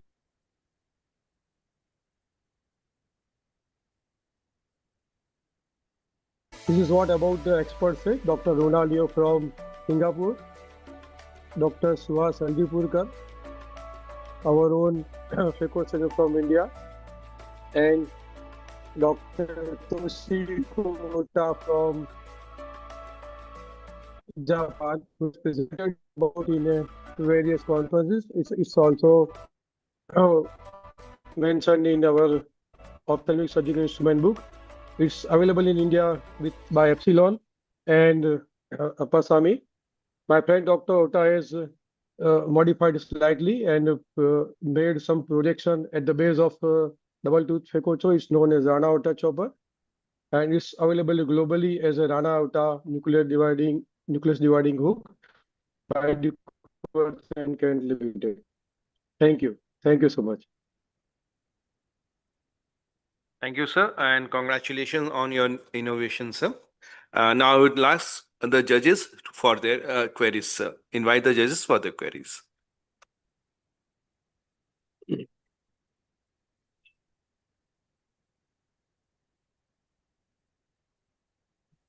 After this, we will take Dr. Omar Rashid. Dr. Omar Rashid, are you here?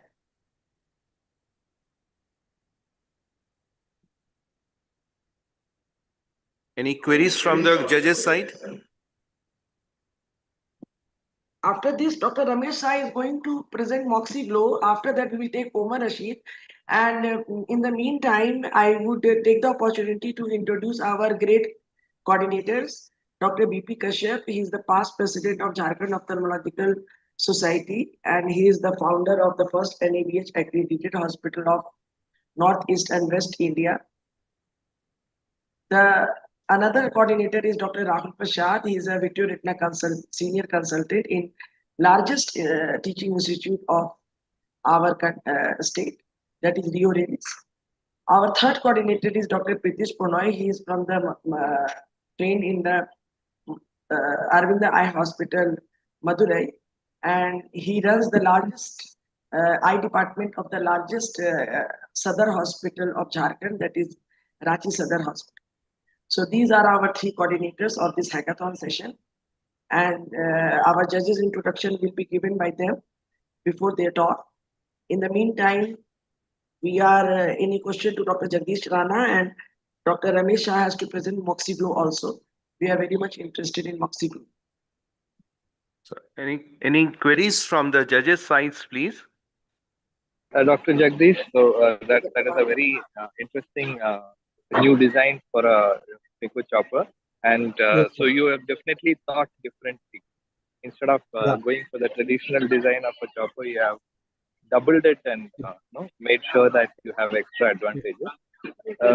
Would you say that there is a big learning curve for this chopper, sir? For a person who is used to a regular design chopper, what would be the learning curve? There's zero learning curve, because it usually passes through the side port and usually comes out through the side port. So, and there's no learning curve. Rather than it's a very easy and very useful tool, because without double tooth, there is less traverse over the zonules, and we can easily divide the nucleus species and nucleus also. So what is the size of the side port that you need to enter this? 1 millimeter. So that's a regular size. So there is no need to enlarge the side port. Yes, definitely. Excellent. It's available. Any other difficulties manipulating the dual tips, because you might be closer to the capsule, closer to the cornea, because there are two tips.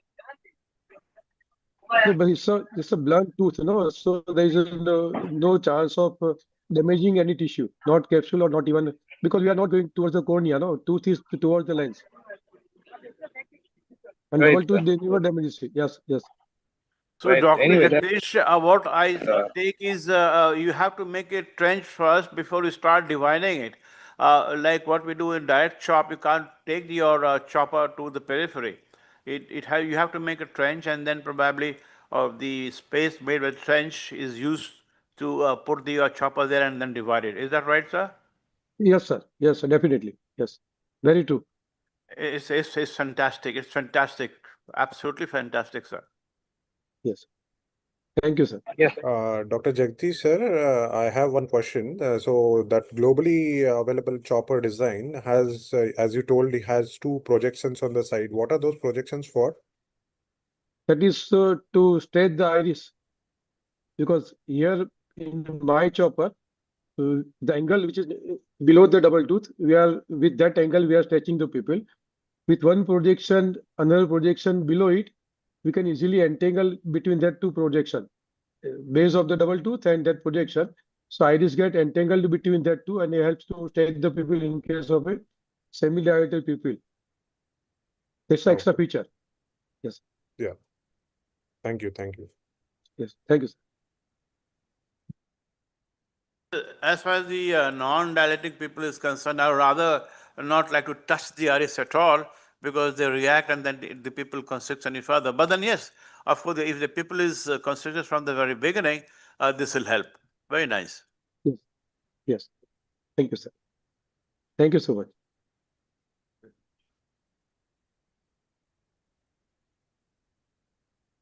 Dr. Ramesha, kindly give your on microglue, Moxiglow.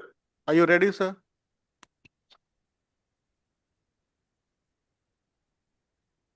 Can you see? Hello, dear friends and colleagues. We are very happy to introduce to you Moxie Glow. Can you It's see? not saying, no, so it's not You coming. cannot see your video. You can see your screen, but not the video. So, till Dr. Ramesh Saw gives about his presentation, let me share you one thing. Here in my double tooth phaco chopper, we are not doing vertical or horizontal chopping. We are just doing lateral separation of the lens nucleus fibers, because we are just separating the nucleus fiber. In the Dr. Ronald Yeo mentioned it, that when the double tooth direction of double tooth chopper and phaco probe are in one line, it just separates the lens fiber. So we do not have to use any force. Phaco probe and the double tooth, where they are in a line, so it easily separates without any stress over the jonules. We don't have to do the horizontal chopping, or we have to vertical chopping. So it's called a lateral separation Hello, dear technique. friends and colleagues.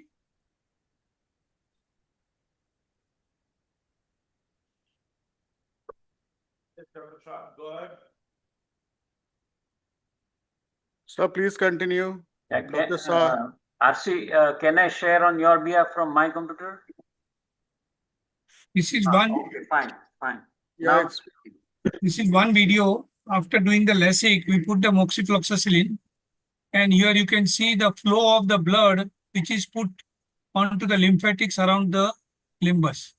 This is one part of the video where we will be able to demonstrate the lymphatics, as well as you see the opposition of the flap is so nicely seen with the help of Moxiglow. Now I'll share my main video. Dr. Kakade, you can share it on my behalf if you want.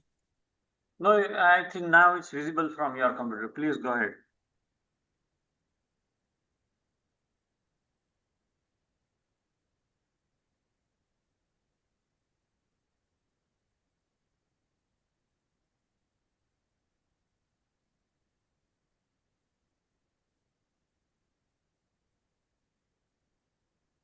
Hello, dear friends and colleagues. We are very happy to introduce to you Moxie Glow.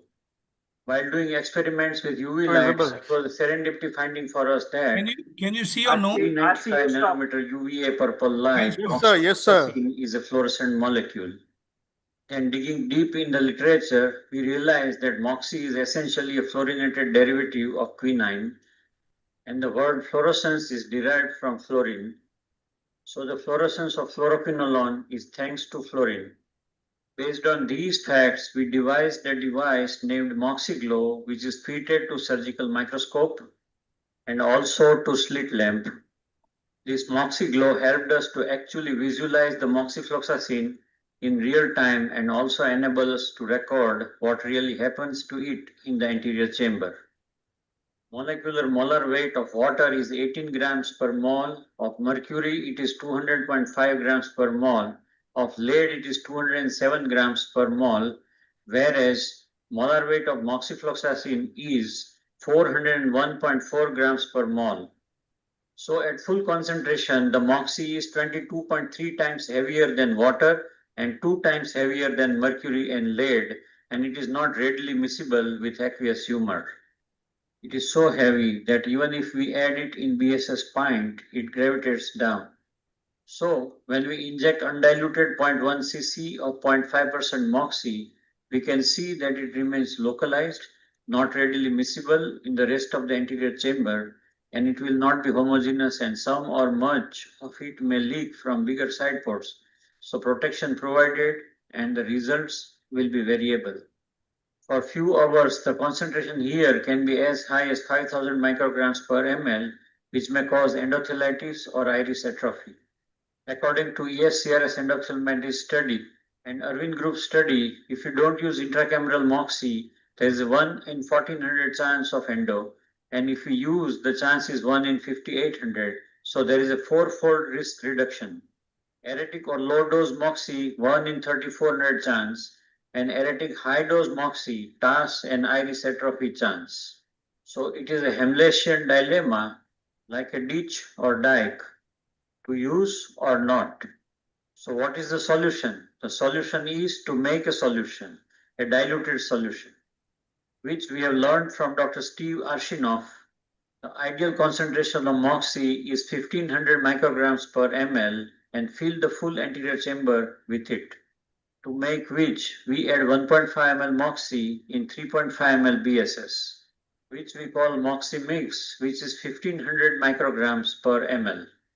We insert the moxie mix cannula from side port, always remaining in front of the iris, and inject the moxie mix, whirling it and swirling it till the entire chamber is full and the moxie starts to overflow from this and the opposite side port.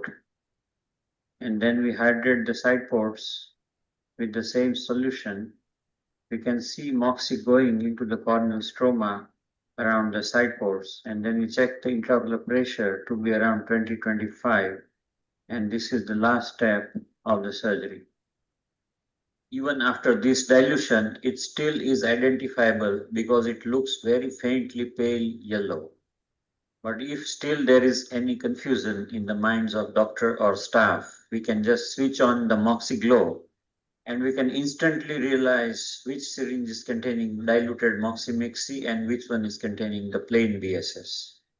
This video under moxie glow is taken 7 hours after the surgery, and we can still see that the moxifloxacin is present in the anterior chamber significantly. It's almost the same amount which we had injected at the end of the surgery.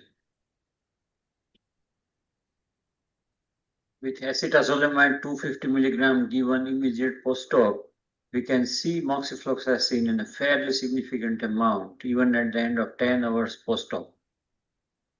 Even after 15 hours, we can still see significant amount of moxifloxacin in the anterior chamber. Even after 24 hours, the tenacious moxie is still there.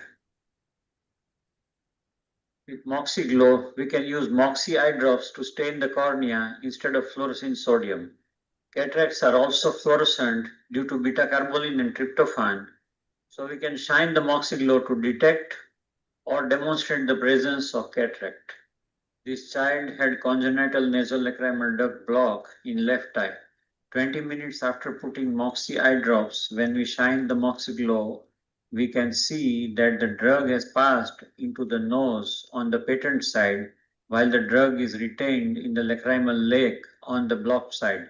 This is good for us for confirmation as well as good for demo to parents. There are many other uses of moxie glow, but that we will discuss in future some other time when we have more time. You can buy this from Amazon and use as DIY moxie glow. and have glorious, glowing and evergreen carrier with Moxie and Moxie Glow. Thank you very much for your kind attention.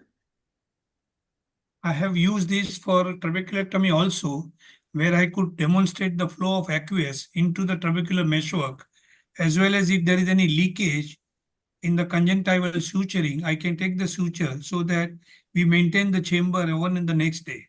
So moxifloxacillin is very useful as an antibiotic, as well as lot of other properties are there, which can be used in other branches also, like in case of radiology, in case of cancer surgery, where we can use this moxifloxacillin and allow that thing to pass through the lymphatics and trace where the cancer cells probably might be able to trace it in which lymphatics, as well as sometimes probably in even radiology, we might be able to replace this for radioactive substances, where we might be able to demonstrate some of the lymphatics as well as the blood flow while doing the angiography.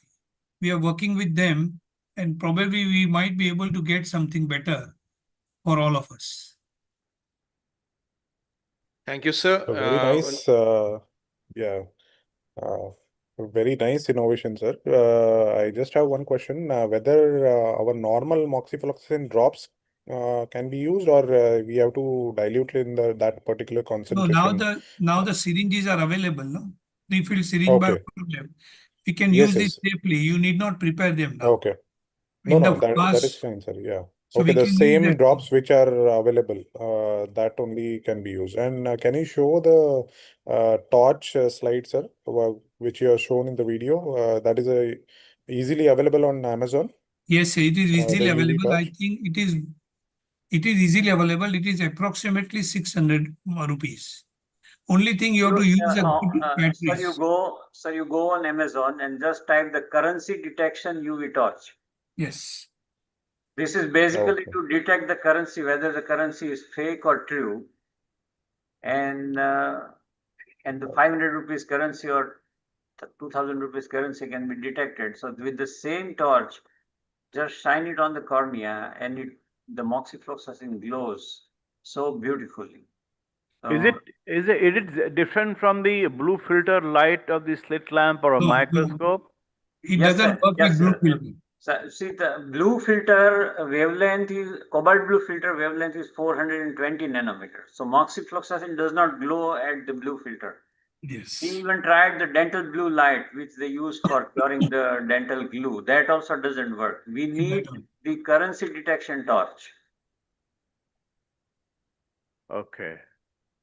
Thank you, sir. I think it is UVA. Yeah, it's UVA in the range of around 390 nanometers or 395 nanometers. It is around 600 rupees. Only thing is the illumination is little less in this particular light. So you have to use a proper battery so that you get a proper illuminations. So you replace the cells every week or every 10 days? Every week, yeah. You have to replace it weekly. Sir, I have one question. Yes, can sir. Can we glow the normal moxifloxacin or normal moxifloxacin? Any brand moxifloxacin will glow. In fact, if you ask me, I have tried to find out the amount of moxifloxacin actually they are giving in the drops or not. Because there are some local people who are making these drops. And if you glow over the drop, some of them don't have moxifloxacin. what about ciprofloxacin? Will it glow? No. Ciprofloxacin does not. Gatifloxacin glows and moxifloxacin glows. But not floxacin, ciprofloxacin, they don't have the fluorescence. So which one better glow, Cipro or Moxie? Moxie. No, Cipro does not have any glow. Gatti or Moxie? No, Moxie has the best glow, sir. Yes. Thank you, sir. Thank you. Excellent. Thank you. Thank you, sir. Thank you very much. Now, excuse me. Some of the innovators are abroad. Like Nishibant was in Vietnam and Dr. Rushat is in ESCRS in Europe. Copenhagen attending the conference. So he has just joined. Dr. Rushad, are you here? Yes, ma'am, I'm here. So are you ready to present? Yes, ma'am, I can present. So you can present.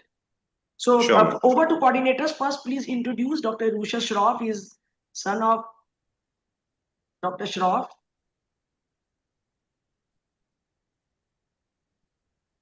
Morning, Dr. Rushad. Welcome to the midterm conference. Dr. Rushad is currently working as a consultant and medical director of Shroff Eye Center, New Delhi. He completed his postgraduate training in ophthalmology from the Regional Institute of Ophthalmology, Trivandrum, and his fellowship in cataract, refractive cornea and optics from Narayana Nethralaya, Bangalore in 2017.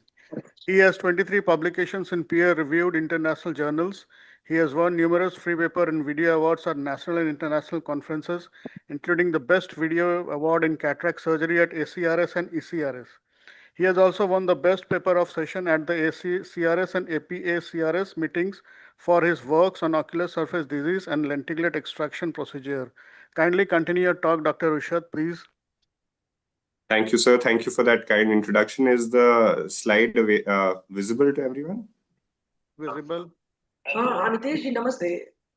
आपको तो सबसे पहले तो good morning और thank you कि आप लोग मेरा इतना अच्छा किया अपने please mute yourself. Bharti ma'am, इतना सुंदर करा दिए. तो yeah, Dr. Rushad, please continue. Yeah, I'm going to be talking on the Blink app, which is a novel diagnostic and treatment modality for dry eye. At the outset, I'd like to say that there are no financial disclosures related to this.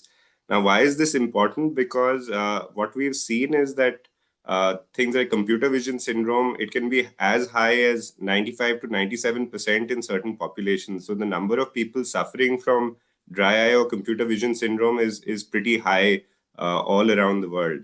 And very often we get this kind of patient who has ocular pain and discomfort, but the signs of dry eye, there's a normal Schirmer's, a normal TBUT, but the symptoms are disproportionately high compared to the signs. And this study has shown that the prevalence of dry eye disease, this was a study done by Dr. Titial and group, is almost as high as 32% in the age group of 21 to 40 years in North India. So this is a very big problem that we have to address. Why does blink matter? Because these studies talk about how blink tends to improve dry eye symptoms. The dry eye symptoms may become better if we manage to ensure that the blinks are complete and the blink rate is actually better per person. So with this in mind, our question was whether we can leverage technology at the population level, because we are tackling a problem which is quite prevalent throughout the population. And the purpose was to use a novel AI-based app and imaging modality to alter symptoms and tear metrics in subjects with evaporative dry eye and computer vision syndrome. So this was approved by our ethics committee. We included subjects with symptoms of computer vision syndrome, which is defined as a complex of eye and vision problems related to near work experienced during screen usage. And we also looked at evaporative dry eye patients as well as asymptomatic screen users. So we looked at 44 eyes. It was statistically significant according to the sample size calculator that we used. We excluded patients who had a history of ocular surgery, contact lens use, on topical or systemic medication with acute inflammation, or any other morbidity within the eye as such. We use the OSDI scoring to classify these patients according to the OSDI as mild, moderate, and severe dry eye disease. And then we did statistical analysis using MedCalc, and the normality of data was checked with the Shapiro-Wilk test. We subjected these patients pre and post intervention, which is 2 months of using the app that I'm going to demonstrate. We did not give these subjects any eye drops. So we looked at the normal dry eye metrics like Schirmer's, non-contact TBUT, tear meniscus height using the ocular keratograph. We looked at aberrometry with the eye trace, and we used our novel thermography device that looks at the ocular surface temperature to actually look at temperature changes in the ocular surface, which are suggestive of evaporative dry eye. This is the small thermography device that you can see, that gray box in that video with a small screen to actually analyze the blinks. This is seen in 2 modes. This device can actually be used in the restricted blink mode, where we ask the patient not to blink for as long as possible, and we record the changes in ocular surface temperature over 10 seconds. and also in the normal blink mode where the subject is asked to blink as they would normally do. And we look at the ocular surface temperature changes in both of these. The color scale for the thermography device is similar to, say, a pentacam or any of these devices. Cooler colors, blue, etc., look at cooler temperatures. Warmer temperatures are seen in red, as you can see in this color scale. Now, coming to the app, it's called ID. This is freely available on Android systems, so you can download it on your mobile phone or on a PC or on a laptop. Basically, with Microsoft and with Android, it's available. It's not available on iOS as of now. So this app has unique reminder features. You can see this blink reminder, which is either fixed or smart. Fixed means that you set a particular time in which it will keep reminding you to blink. So it has an auditory prompt as well as a visual prompt. What you can see in the top here is that icon, and that will tell the person to keep blinking correctly at the correct point in time. You can change the size, the position, the shape of this icon, and the auditory reminder, if you don't want to see something popping up in front of you, it can be done with the help of just an auditory prompt in the form of a beep. So this is a video of the app being used on a desktop. You can see you can set the app in different modes. The audio can be turned on and off, as you can see over here. And it also has the feature of reminding you about the 20-20-20 rule. As you could see that blink which came up there. So it just tends to tell you when to blink and how to blink properly. And in the smart reminder, it analyzes your blink pattern. If you're not blinking completely, it will tell you to blink. And the 20-20-20 rule, as you can see here, it's asking you to take a break and look away from the screen. So it's basically enhancing your ability to blink properly. Now, what we did was we looked at our results in terms of these various different blink parameters. This was done prior to the intervention and after the intervention. So you can see that though a lot of these did not achieve statistical significance, there was an improvement in the blink rate. The blink duration also improved. The interblink interval became less, which means that the subjects were blinking better in terms of time. Sorry. And your partial blink percentage showed a significant improvement. That means the number of partial blinks went down. The thermography severity score, which talks about evaporation of tears, also became better. So in terms of ocular surface temperature changes, it became more towards the normal. Now, the traditional parameters in terms of Shermer's, TBUT, lipid layer thickness, etc. Shermer's did not show significant change as we would expect because it's more evaporative dry eye rather than aqueous deficient. The TBUT significantly improved. The lipid layer showed improvement, though was not statistically significant. And the interesting thing here was that the aberrometry showed a significant improvement. So quality of vision in these patients also went up along with the tear meniscus height. Now, we did a subgroup analysis, what you can see over here as well, where we classified these subjects according to the dry eye subjects according to mild, moderate, and severe OSDI scores. And these are all pre-intervention parameters that you can see here. There was a significant difference in the OSDI scoring, the non-contact TBUT, and the Shermer's, which after the intervention, there was no significant change in difference between the Shermer's and the non-contact TBUT. So that actually shows that after the intervention, the dry eye parameters again got better. Even in these various different subgroups, they became closer together. This graph actually illustrates this point well. What it's actually showing, it looks like a busy slide, but if you see, the first thing is that normals pre the intervention were about 50% of the subjects, and post the intervention was 73%. The mild OSDI score, mild dry eye patients, pre the intervention were 36% and post were 18%, and moderate was 9%, which became 5%. What this actually means is that the mild and moderate symptomatology subjects are converting into normal.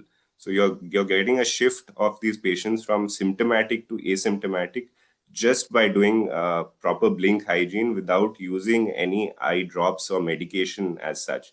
Of course, in the severe group, where it's because of ocular pathology, this did not help very much. And that's why there was no change in the pre and post in the severe group.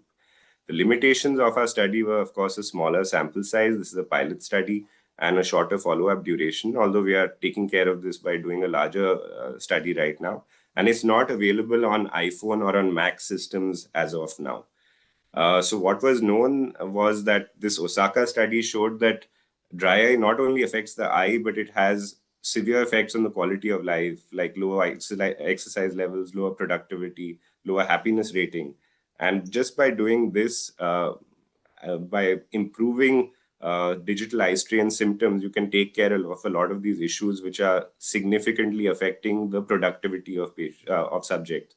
So computer vision syndrome is a growing public health concern.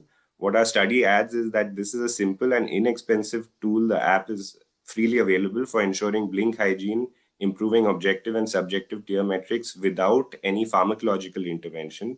And as the app is available on smartphones as well as desktops, it can prevent development of more severe dry eye and help reduce severity of evaporative dry eye. Thank you. Thank you, Dr. Usad, for this excellent innovation. Judges, any queries, please? Yeah, a very nice presentation, Dr. Rushad. I just have one question. The app is it based on the timer based, or does it sync with the camera and keeps on, means the desktop, this thing, whether you're blinking It's or based not? on a camera, sir. It's based on the camera, Okay. both on the laptop, on a desktop. So on a desktop, we had actually done this in a lot of our call center employees. We used a webcam. We just attached that to the desktops which didn't have a camera.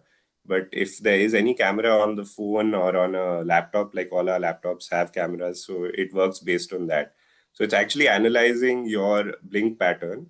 And like I said, there's a fixed and a variable blink option. So fixed will, regardless of how you're blinking, it will tell you every 5 or 6 seconds, or you can set it to the time that you want, that you have to blink.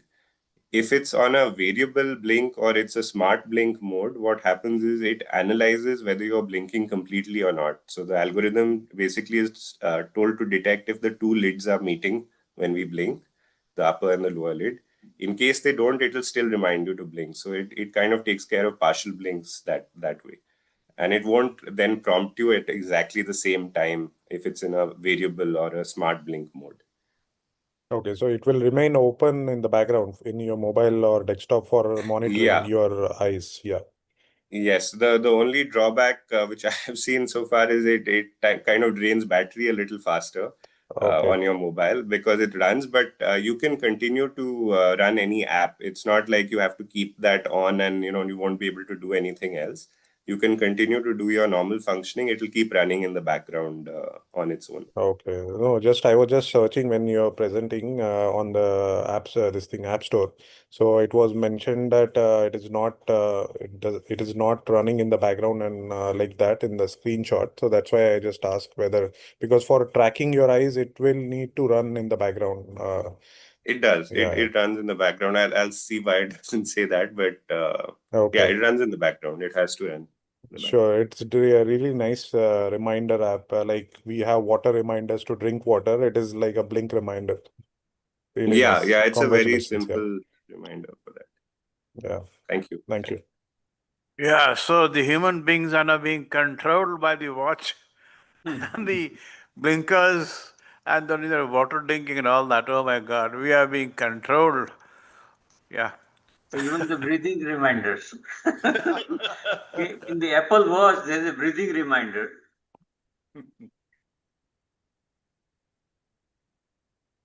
Very nice, Dr. Rushad. Congratulations.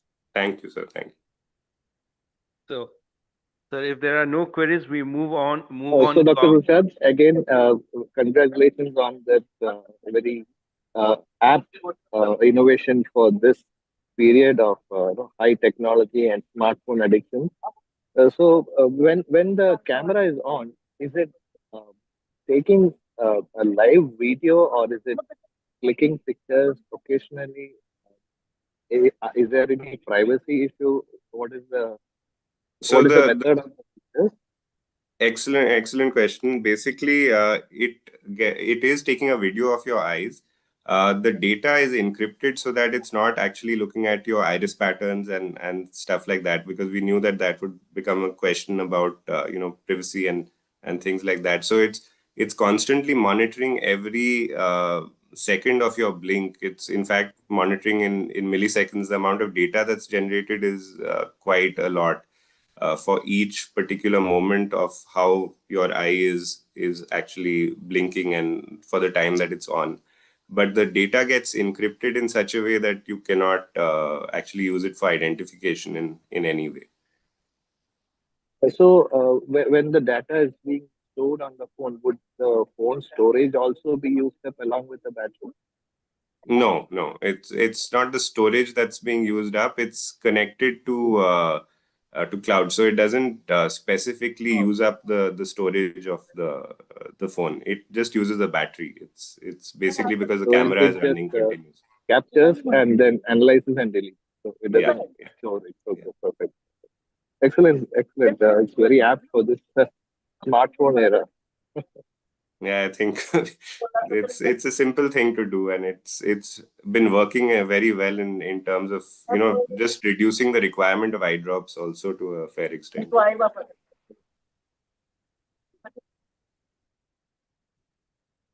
Okay, thank you, sir.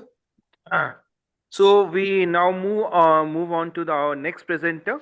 The next Please take Dr. Omar Rashid. Yes, ma'am. He's We are waiting. taking.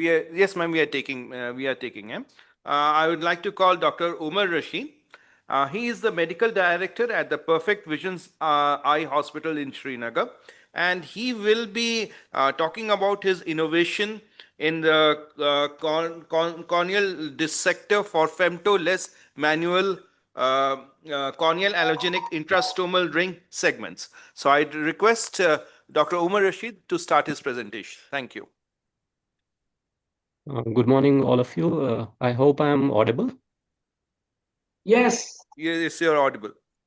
Yeah, at the outset, I would like to thank JHOS for making me a part of this program. So without wasting any further time, I would straight away go on my presentation. Is my screen visible? It's visible. It's visible. So I will be presenting my innovation, which is a corneal dissector for manual intrastomal allogenic ring segments. CARES, as we call it, involves just a moment. It involves creation of an intrastomal channel using femtosecond laser and a microkeratome suction head. So manual CARES described by Parker et al. Uses an intact corneal separator. However, it still requires a costly microkeratome suction head system. So my simple innovation bypasses the laser system and the microkeratome suction head to create intrastomal channels. So now if we go into the cost of making an intrastomal channel using a femtosecond laser. So average price of a femtosecond laser machine is in India is around 4 to 6 crores. Cost of a femto dock, which is disposable and has to be changed after every patient, is around 6,000 rupees. And then if we talk about the annual maintenance charges, it is roughly around 30 to 40 lakh rupees per machine. So this is clearly beyond reach of most of the ophthalmologists in India. And most often than not, the patients are not able to afford this service, even if it is available at the center. So my innovation, it creates a technique that is somewhat similar to manual CARES, which was demonstrated by Parkett et al. However, I do not use a microkeratome suction system to stabilize the globe. I use a modified corneal dissector, which I call OR corneal dissector, which has sharp blades and a large diameter ring to create greater torque effortlessly. So on the left-hand side, this is made by the AJL surgical system. This is basically used for manual intacts. But you can see that the diameter of this blade is much smaller, and you need to have a microkeratome suction head device to create, to pressurize the globe and to create these channels.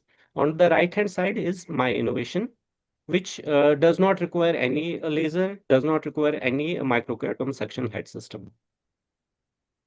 So if we compare the manual CARES cost, this prototype manual CARES dissector, which is a set of two, right and left, that is clockwise and anti-clockwise, costs around 10,000 rupees at present, which the cost is going to come down because the product is in R&D phase, and maybe in 5 to 6 months time, we'll be able to develop this in disposable form. So drastically bringing the cost down to around, say, 800 to 1000 rupees. So this is the prototype, which is ready and running. I have been using it from last 2 years. So I'll skip this video, which shows how we can make these segments. These are just simple defines. We use these simple defines to make these segments. So this is a 1.5 mm segment, which is then stained by trap and glue, divided and then dehydrated for further use. So I'll go to my main video. Here we are marking around 190 apart these two incisions. We use a 250 micron blade. It's a partial depth blade, a 250 micron depth incision.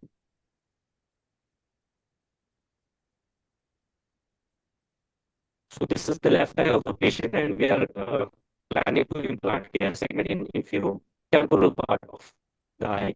Then we use a simple crescent blade, what we call as an initiation pocket. So this helps us to judge the depth. Like if I created a 250 micron blade depth, this helps us to just guide us further into creating this channel. So now comes the dissector, and we gently rotate it around its axis to create a 2.5 mm wide channel. So design of the define is such that it is not going to perforate because it's always parallel. It has no angulation.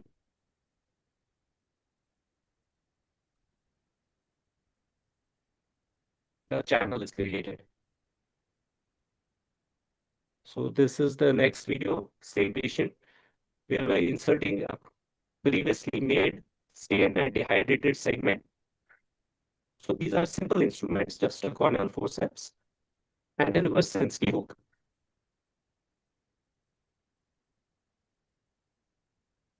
Just guide it using this reverse Sensky hook.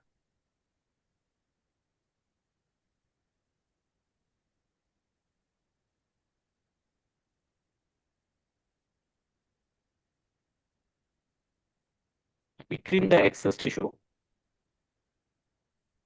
flatten out any irregularities, cases totally sutureless, and place a BCL later on.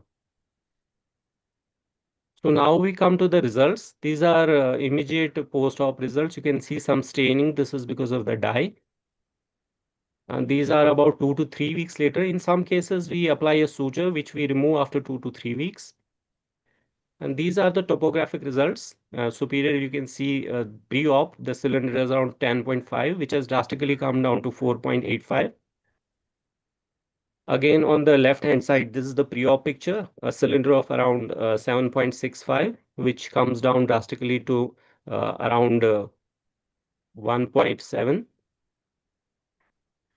These are the refractive results. This is a case of pellucid marginal degeneration where we have placed two segments up, around 180 apart. And on the OCT, you can see the segment sitting very nicely in the intrastromal space. And you can see on the topographic picture also the astigmatism is getting regularized. And this is the topography of the case which I just showed you. And you can see again the cylinder has come down drastically from around 4.66 to 0.99. So in conclusion, the clinical implications are manual cares is an alternative to femto cares, as it has been shown in previous studies. And manual cares using OR dissector can be safely performed by every corneal surgeon without investing in expensive and high-end equipment. Learning curve is not so steep and can be learned.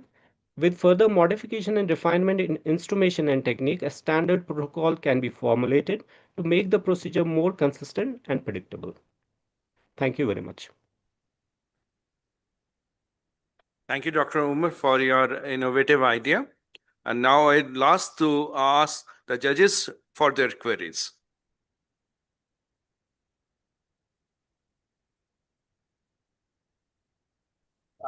Dr. Omar, how does your device differ from Dr.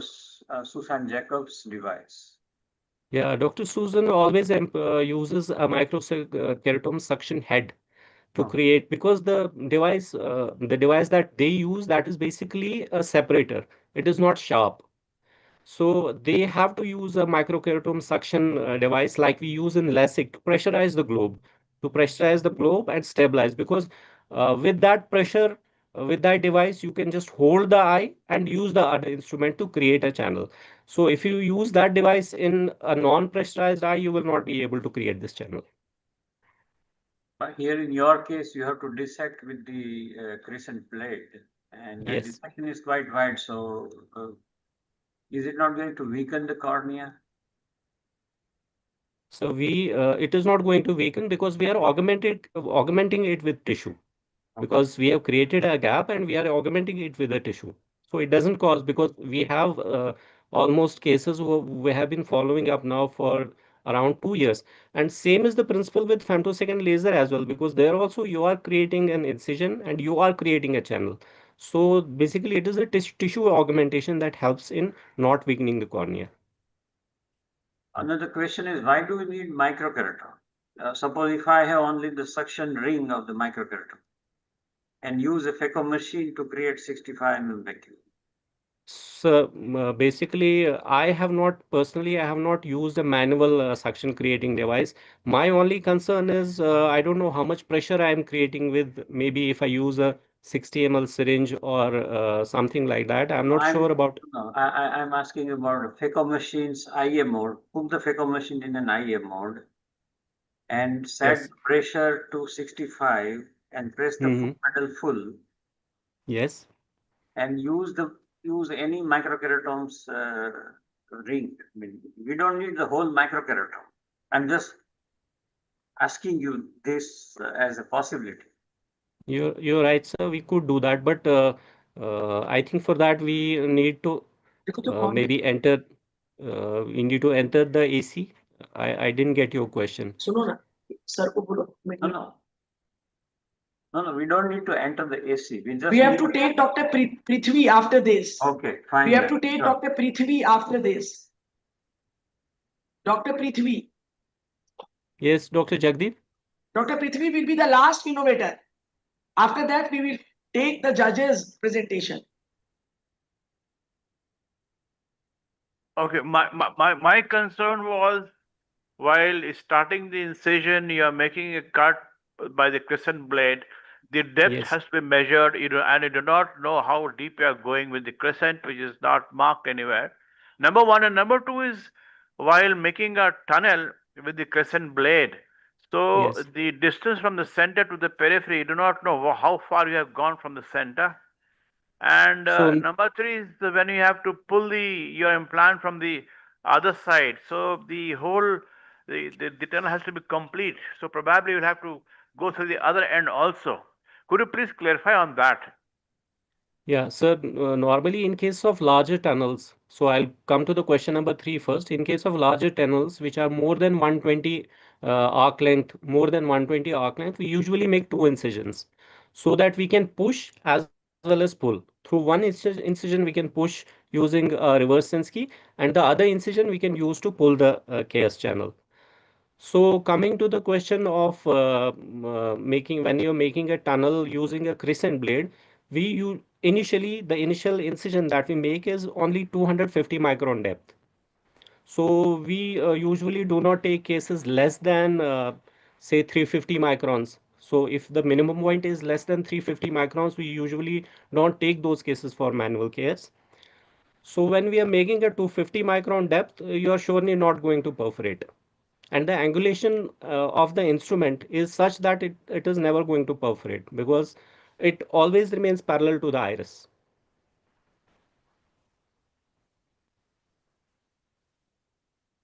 Okay, thank you. Very nice. Congratulations, Dr. Omar. Thank you, sir. Now our next presentation is from Dr. Prithvi. Dr. Prithvi was formerly Medical Officer, Department of Veterinary Service in Arvind Eye Hospital, Coimbatore. His key achievements are as follows. He has published more than 25 articles in prestigious PubMed index journals, delivered more than 150 scientific presentations at renowned international, national, and state conferences.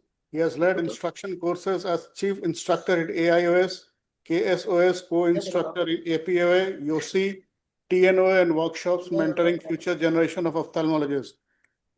His awards and accolades are as recipients of more than 35 awards from esteemed ophthalmic society. He's a reviewer of few journals as such APO, IJO, KJO, and TJORS, SRs. Kindly, Dr. Prithvi, present your presentations, show your innovations. Dr. Prithvi Chandrakant. Yes, sir. Thank you for the introduction, sir. I hope you can see my presentation. Yeah, you're visible and audible too. Please continue. Thank you, JHOS, for having me here. So I'll be talking about DOTS, documenting trauma with Smart Scope Kit. So as we all know, that eye represents just 0.27% of the total body surface area, and 4% of that is the facial area. And the eye is a third organ to be affected due to trauma injuries.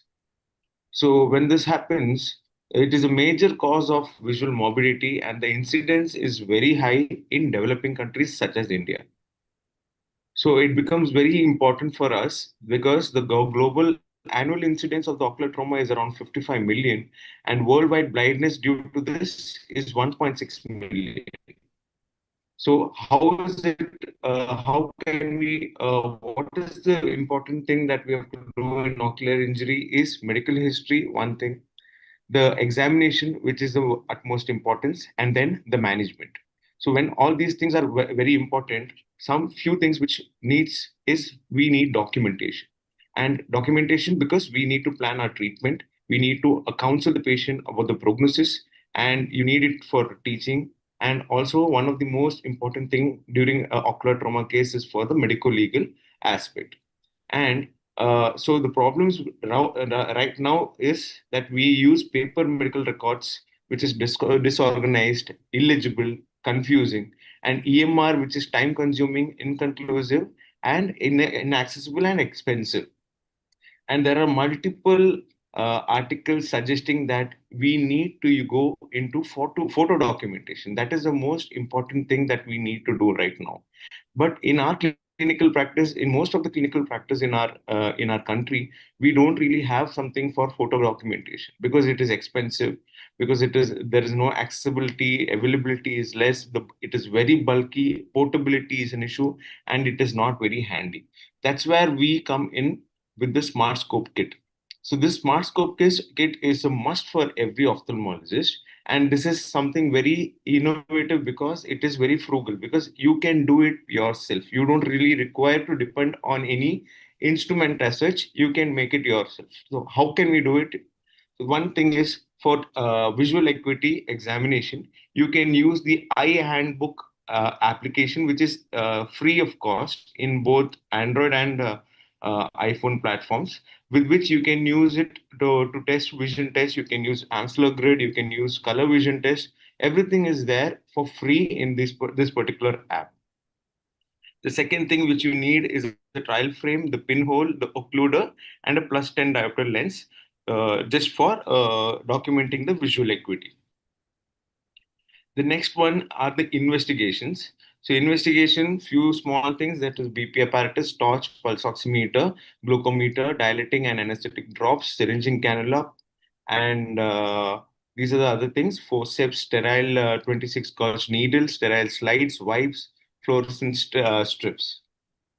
So these are all the investigations that we can include in the Smart Scope Kit. The next one is the eye everter and the universal speculum, which can be used to evert without touching the eyelid. You can use the eye everter without using the hands. And then we go to the ASPI device that I have made. So this is basically a chart paper which is being cut into 10 centimeter to 1.5 centimeter. Stick a double-sided tape, make a small hole with a paper puncher, and use a 20 or 15 diopter IOL. So once you keep this IOL in this particular hole that we have made, and then attach it to the smartphone primary camera, it becomes a macro camera, and then you can take images of anterior segment without a slit lamp and as good as a slit lamp. So these are all the images that we have been taken from the ASPE, and you can see all these kind of trauma related images that can be taken for documentation for the for any ophthalmologist. So this is ASPE. Then you have the JHOS tonometer to check the IOP, and then we have the ASPE gonio. So if you take a 6 or 8 diopter IOL, you can convert the ASPE into a gonioscopic device. Along with the gonio lens, you can take images of the angle. So this is a photo of angle recession which has been taken due to the trauma.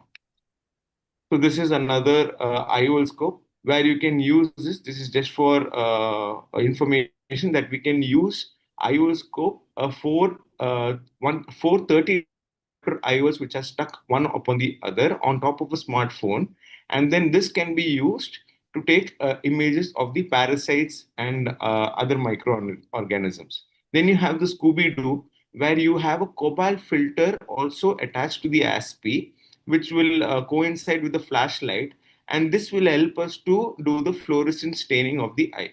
So over here you can see how a seed is positive due to a corneal entry can be documented, and this is also video documentation, not just photo. So this becomes very easy for us to do without a slit lamp. So these are the anterior segment imaging devices, and then we have the posterior segment devices, that is the trash to treasure red cam, where you can use a hand sanitizer bottle, cut it according to this shape, this particular shape, and then you can put the 20 diopter lens onto it, and then the other end can be used to put the smartphone.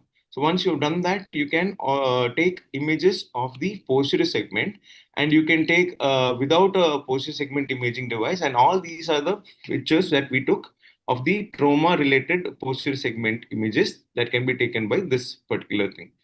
So these are all the components of Smart Scope Kit which can be used. And we had a small pilot study, and you can see these were the results that we had. The cases that the photo documentation were done according to the different departments.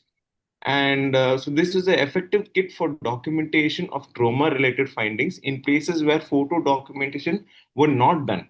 And it helps in counseling the trauma patient about the prognosis with evidence, and also can help any of the ophthalmologists in MLC cases, medical legal cases, where support of photo documentation is required.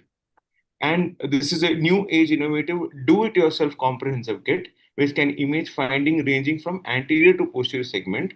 And it is very efficacious and alternative to conventional instruments that we see in our daily clinic. Thank you.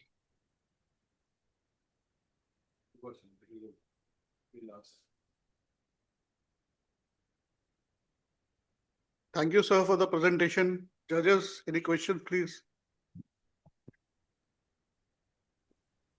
I think all the innovators are done. Presentation of all the innovators are done, and we have shared the mark sheets. In the meantime, they are preparing the mark sheets and they are giving the numbers. We are now going to pick up the judges' presentation.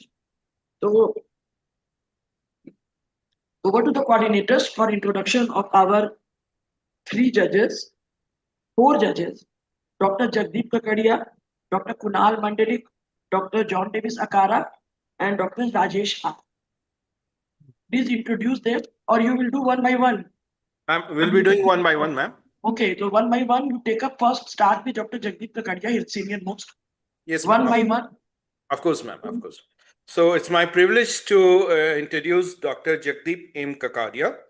He is from Ashkardeep Eye Hospital, Bhavnagar, which is in Gujarat, India.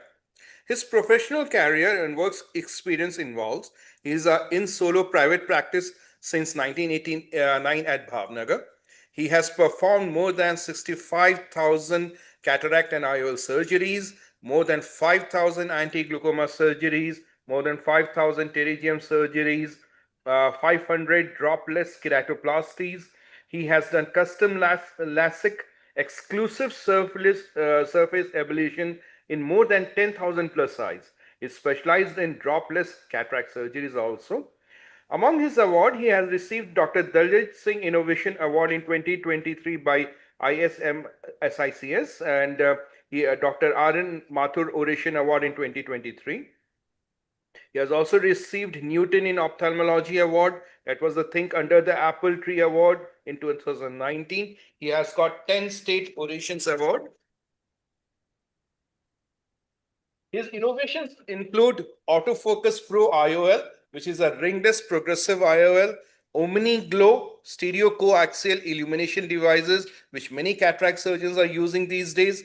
UV Glow, we just saw that. That's UV devices for C3 or CXL. Omni Flow anti-glaucoma retrobulbar drainage devices.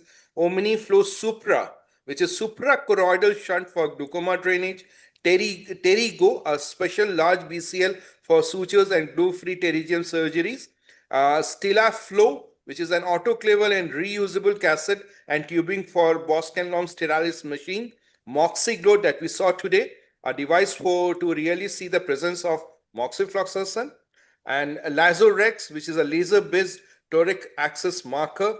And last but not the least, Glow, which is a hardware, firmware, and a software to record, store, categorize, and retrieve and edit surgical videos. Our next judge introduction will be given by Dr. Pritesh.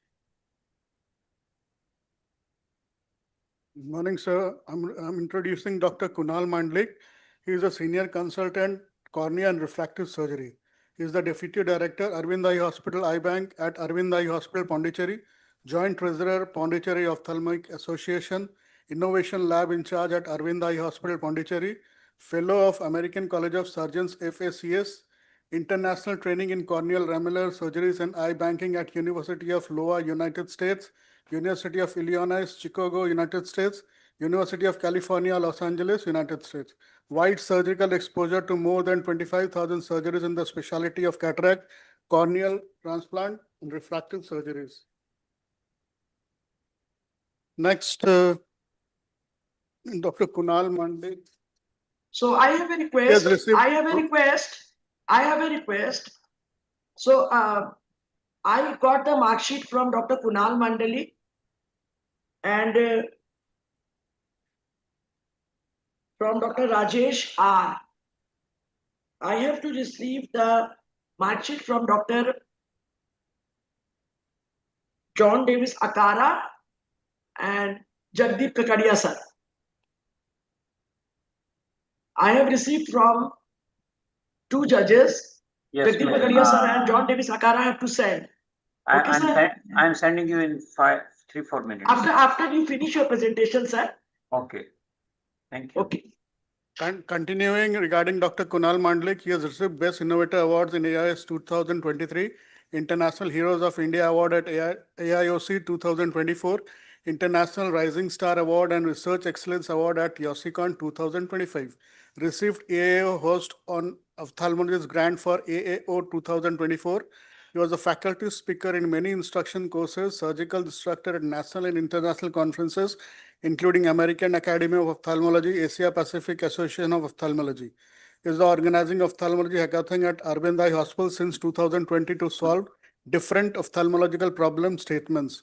Many publications in peer-reviewed national and international journals in the field of cornea and refractive surgery. Next.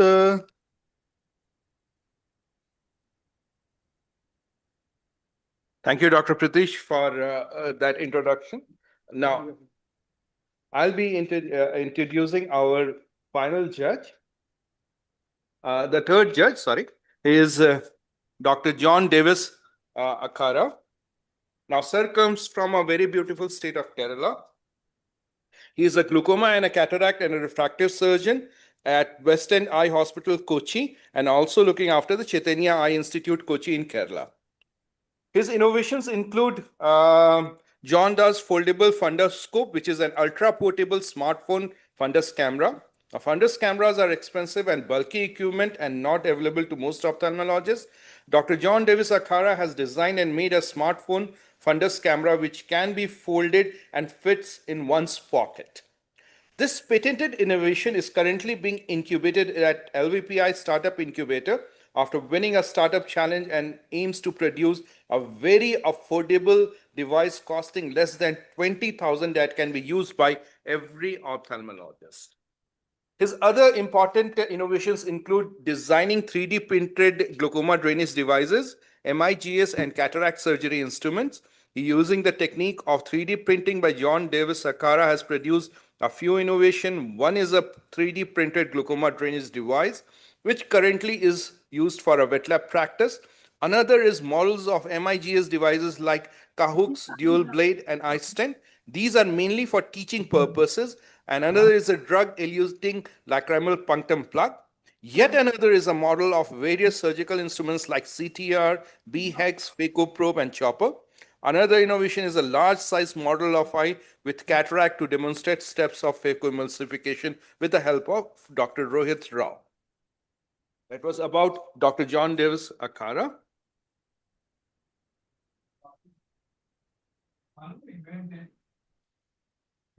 Now the next judge is Dr. Rajesh Rar. He has done his MBBS from RP Center and the video trained at Sankar under Dr. Mahesh P. Shanmugam. These were the introduction of the 4 judges. Now I request Dr. Kakadia sir to start his innovations.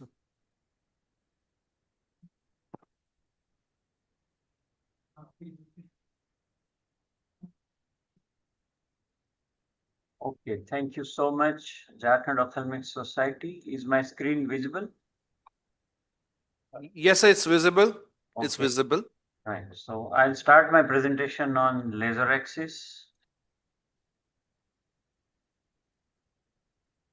Hello, dear friends and colleagues. Today we are very happy to introduce to you laser axis, which is a selective laser for accurate capsulotomy.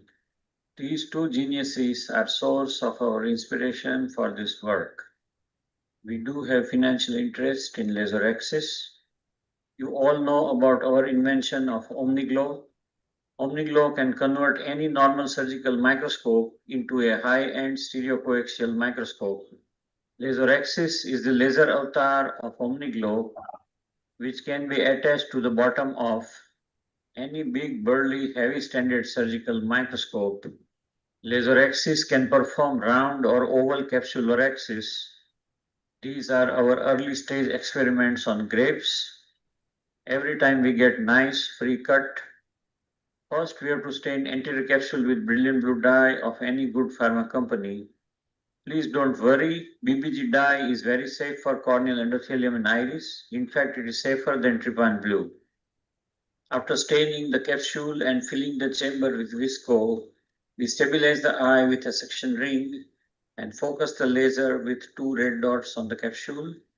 And then with a press of the foot pedal in 1 second, the capsulotomy is performed. Capsule is cut by laser photothermolysis. Centration is manually done in reference to first Purkinje image. The free floating disc can be picked up by forceps or be aspirated by the phaco handpiece itself, and then the phacoemulsification is performed as per routine. This is a case of small pupil mature cataract laser axis. After staining the anterior capsule, we now hold the eye stable with fine Thornton ring, and in 1 second, the axis is done.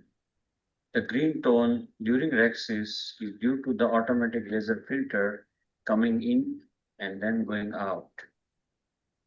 This is a case of pediatric cataract, the capsule of which is usually very thin and elastic, difficult to handle. After staining the anterior capsule, we can do laser axis. And after removal of nucleus and the lens material, we wash out the visco and then stain the posterior capsule. And then we can do primary posterior capsule laser axis and pick up the disc without disturbing the vitreous face.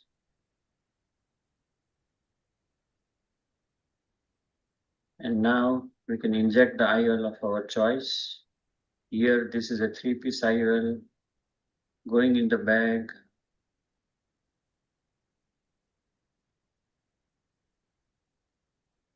And then capturing the optic. So the anterior capsulotomy as well as primary posterior capsulotomy both can be very efficiently performed by the laser axis laser. Laser axis is also very helpful in subluxated cataracts. We can do capsular axis without any stress or stretch on remaining attached zonules. After staining, we can insert iris hooks for better exposure of the capsule.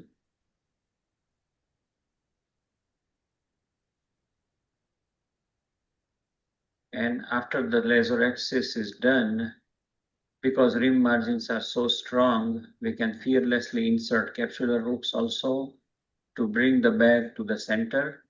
And of course, Sioni segments or Sioni ring has to be done in such cases. One more case of laser axis in subluxated lens with capsule retention hooks. By this laser, type 4 collagen of capsule undergoes a phase change such that the margin becomes very strong. In the scanning electron micrograph peak, the rim is seen like this.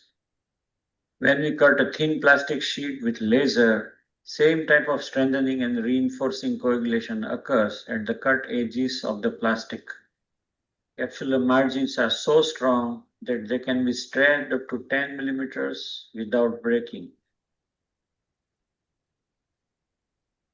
Capsular margins are so strong that even in a fully intumescent wide bulging cataract, there is never a chance of Argentinian flag sign. Pick up the disc with forceps and proceed with the nuclear emulsification as per routine. The central floating disc can even be aspirated in bimanual or coaxial IA handpiece.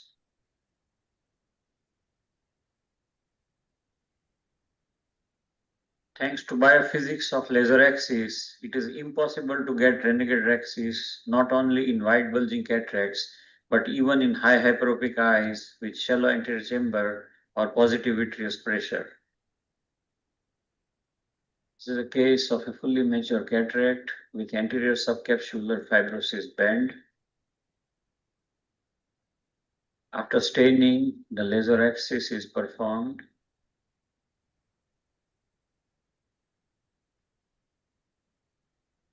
Now we gently and delicately remove the central capsular disc.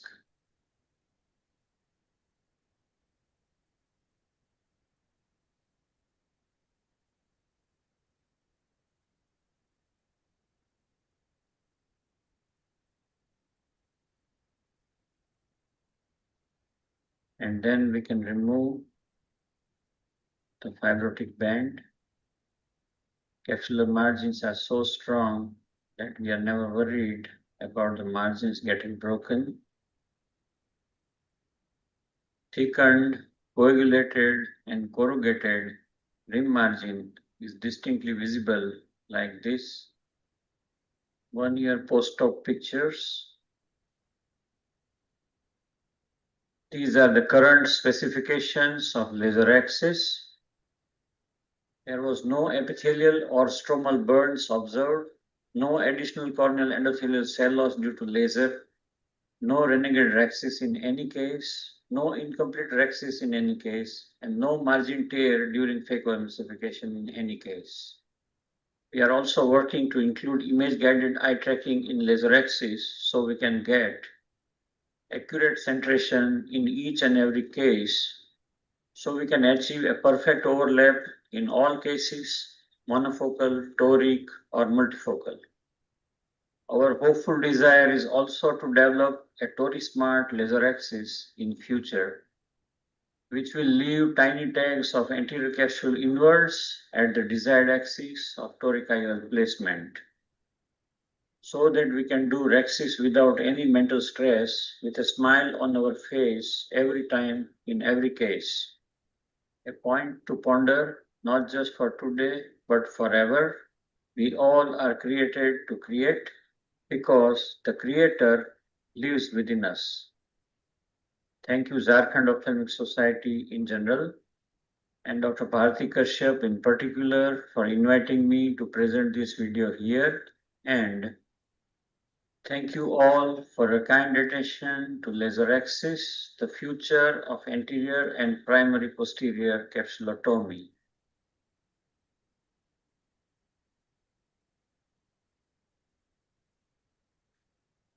Thank you.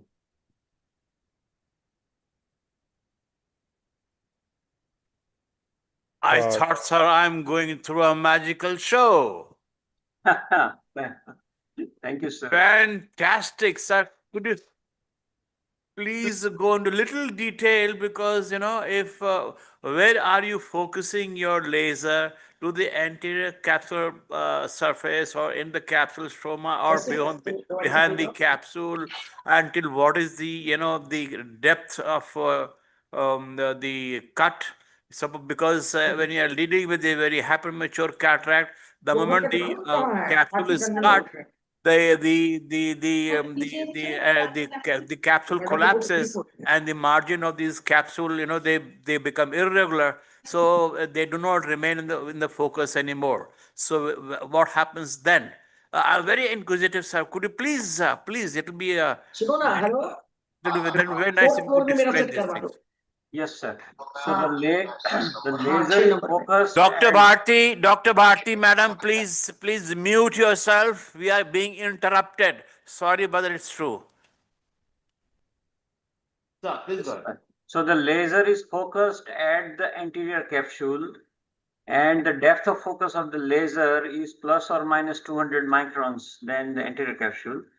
But it only cuts the anterior capsule, because this laser, this wavelength, will cut the collagen and not the protein.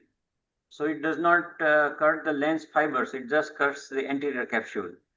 And the anterior capsule has to be stained with brilliant blue green dye. So BBG dye has to be used in order that the capsule absorbs the laser energy in a proper fashion, so that we can induce the thermolysis, cutting by the thermolysis. So staining is essential. And as to the hypermature cataract, once we have stained and then filled the chamber with the visco, then now the chamber is closed. There is no instrument which is going inside. In case of a Raxis, with the forceps or with the needle, when we enter through the side port or through the main port, there is a pressure gradient difference, and there is a chance for the visco to be slowly leaking. And the moment you puncture the capsule, the intralenticular pressure can try to rupture the capsule and create the Argentinian flag sign. But here it is a complete capsulotomy is done in a closed chamber. So the pressure in the anterior chamber and pressure in the intralenticular pressure does not have a chance to make the capsule to rupture. That is one thing. And the second thing is that the cut margins are coagulated as if you are cutting a plastic sheet or a thermocol sheet with a hot wire. So it becomes so strong that you take two Sinskey hooks or two Kuglen hooks and try to rupture, you cannot rupture the capsule. Manually also you cannot rupture. If you want to rupture this capsule, we have to use 4 Kuglen hooks from 4 sides. And if we stretch this capsule from all 4 sides, that's the only time when we can create an intercapsule rupture. It becomes a very, very strong capsular margin. Dr. Kakade, the second thing is we have forgotten to mention that it does not get absorbed by the vitreous. So when you are doing a posterior capsular axis, we do not disturb the vitreous at all. Right, that's correct. Thank you, RC, for reminding me that. So this laser does not cause any disturbance to the vitreous phase. So even if we do primary posterior capsulotomy with this laser, it will cut only the capsule without disturbing the anterior phase. And we can change the size of the posterior capsule also. So how do you measure the diameter of the rexis, number one? And number two, how do you deliver this the laser? Or the laser is delivered straight from under the microscope. You can imagine this as a laser avatar of the OmniGlow. So the laser will come right under the objective lens of the surgical microscope. Okay. And initially we used to use suction ring to hold the eye stable, but if the patient is cooperative enough to hold the eye stable for a second, the rexis is already done in 1 second.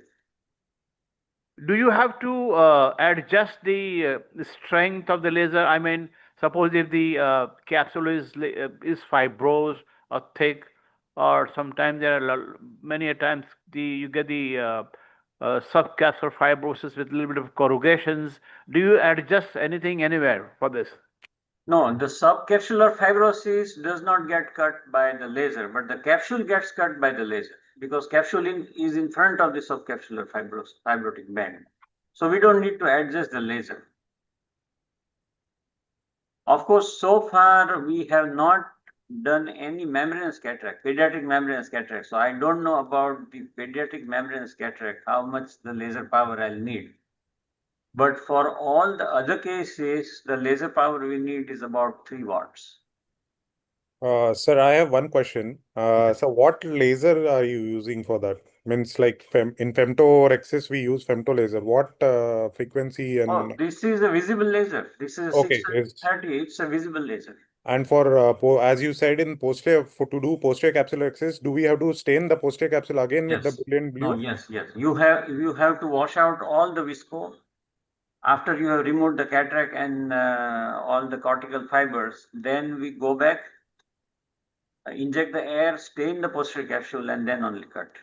And for the anti-capsular axis, it is done under visco. The AC is filled with Both. visco. No, both. Even the posterior capsular axis is also done under visco, but for staining, we have to first wash out the visco, then refill the chamber as if you are doing a second capsulotomy.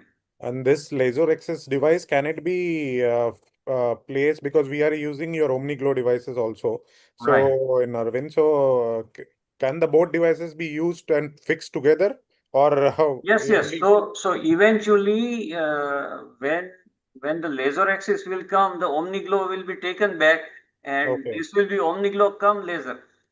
Okay, so at present, is it available means in the market, or it's just in R&D phase? No, it's not. It's very expensive to make. So we just made 2 prototype devices, one for me and one for Dr. RC, for doing our pilot trials in-house. And it's a little longer road to get the CDCS approval and everything. But we are hoping that within a year or so, we will be in the market. Thank you very much, sir. And I'm glad to let you know that most probably it's going to be Oralab laser axis. Like Oralab OmniGlow, it's going to be Oralab laser axis. Jagdeep, sir, can you elaborate on the dye to be used? Because I think the previous doctor has spoken about trypan blue. No, the trypan blue absorption wavelength of the trypan blue is slightly different. And for that, we have to use a laser which will be 590 nanometer. And 590 nanometer laser itself is very expensive. It costs nearly 70 lakhs rupees, the laser source itself. Whereas this 630 nanometer red fiber laser cuts the brilliant blue dye. Yes. And BBG dye is, say, trypan blue is costing around 100 rupees and BBG dye costs around 280 rupees. So we have to use BBG dye. So how about including us in your project? Because I have been using the femtosecond laser cataract surgery. I'm sick of it after spending so much of money. So I want to be a part of this project. It will be an honor, sir. It will be your honor.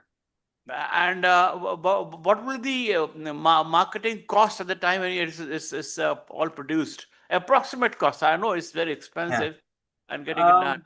See, the cost of production is around 32 lakhs. And I think when we put it in the market, it will be something around 42 or so. Okay. So it'll be a nice thing to compare with the flax. And Plus, here we don't need any contact lens or any, per case disposable, there is nothing. The only additional cost will be the brilliant blue dye, and the difference between trypan blue and brilliant blue will be 150 rupees. So, and one more thing, in flax femtorexis, we see cortical adhesions at the edge of the rexis, which is difficult to remove after doing a femtorexis. Right. So, is the similar thing seen in this? Yeah, that's very interesting question.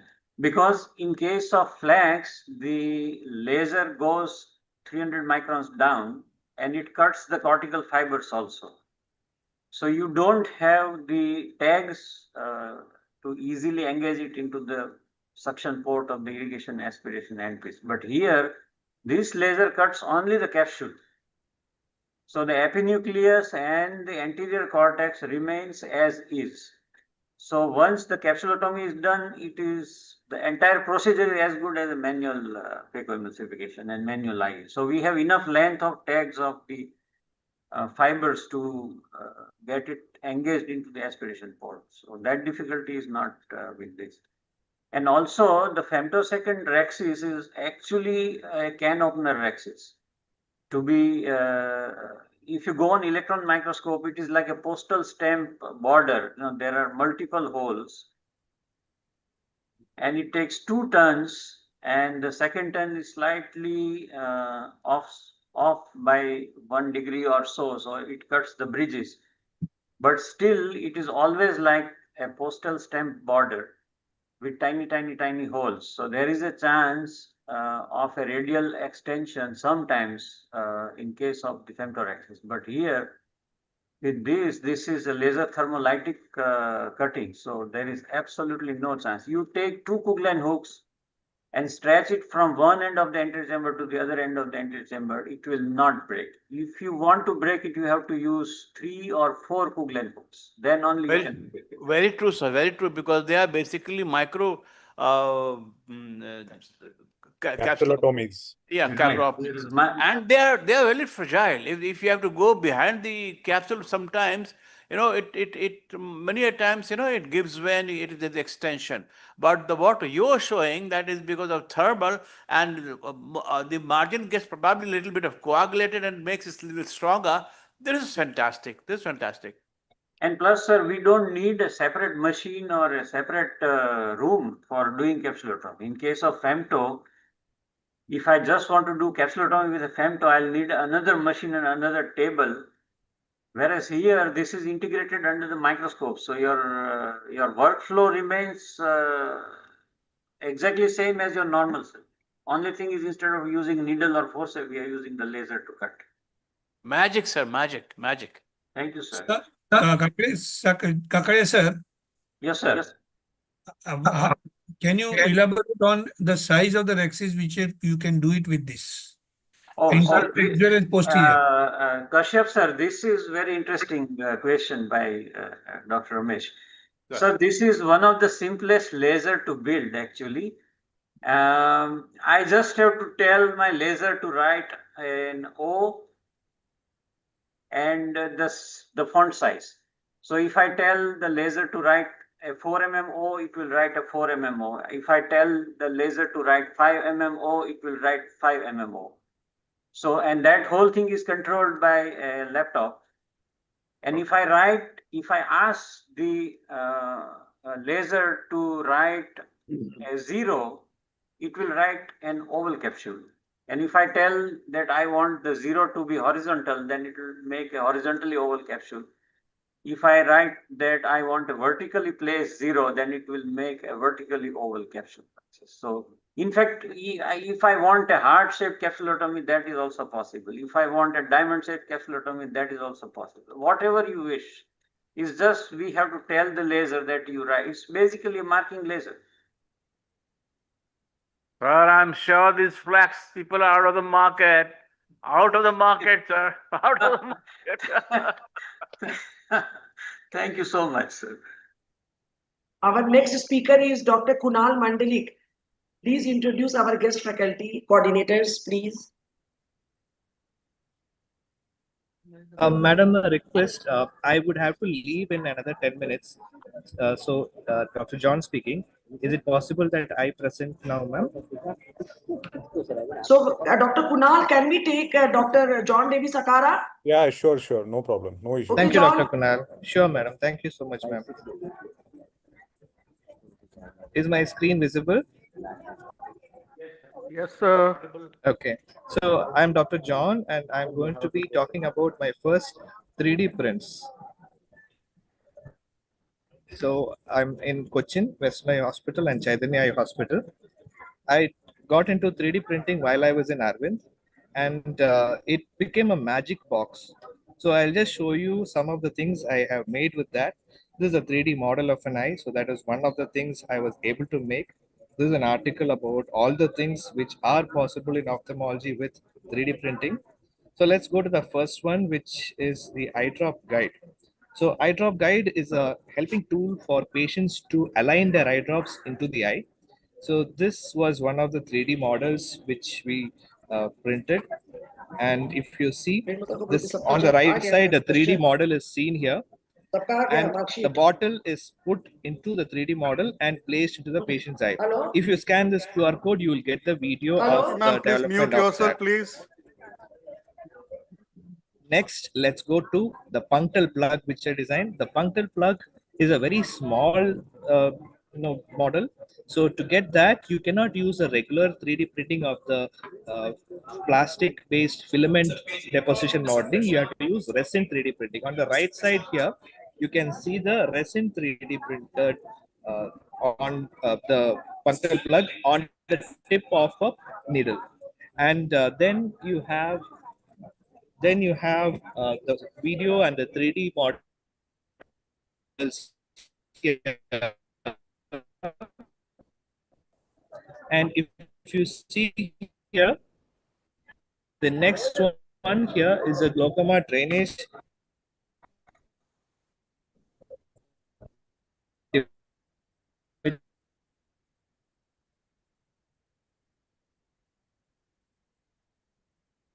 So that is also available.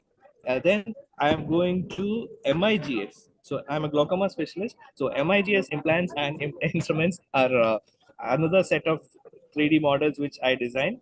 You can see the KDB blade and the eye stand here. And these are the printed models of the KDB blade, the big model, the small model, and the large model of the eye stands. These can be used for teaching both patients and also to junior doctors. And these are also available on the National Health Institute of the US has a 3D printing website where I have uploaded them and also uploaded them onto Thingiverse. So you can download and 3D print these models yourself. This is another 3D use of 3D models. This is using an app called Object Merge 3D. So once you have this app and you print a paper cube from this, you can install all the models which you have downloaded onto the computer into this, and you can just virtually handle all these 3D models by picking them up with your hand. Yet another one is the eye surgical instruments. So that will be the cataract surgical instruments which I'm talking about. You see all these models, again, these are available there. And we have printed these models, including the BHEX ring. Another set of cataract surgical models we have used as big models. These big models can be used for teaching students the various steps of cataract surgery, including the phacoemulsification steps, and this helps to show exactly how the nucleus parts have to be moved around by using double-sided tape to stick the nuclear fragments to the phacoprobe. Mind you, all of these are 3D printed and color coded. The fundus red glow, the orange glow is from the fundus, the nucleus is yellow, the stained anterior capsule is blue. These are also available to download for free. Then last but not least, I have designed a device called the foldable fundoscope, which is a fundus camera practically. It is, you attach a smartphone to one end of this and put a 20 diopter lens in the other end, and then you can use it to take fundus photographs in a dilated pupil. So it's a smartphone fundus photography instrument. And I have patented this, and I will be coming out with, this is the first model, this is the second model. I'll be coming out with a model which has inbuilt illumination and magnetic locking as well.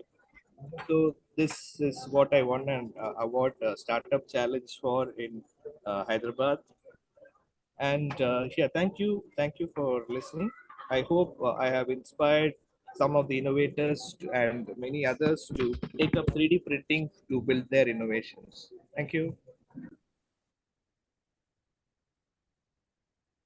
So now the next presentation is from Dr. Kunal Mandlik. Kunal sir, kindly share your slides. Yes, I'm sharing.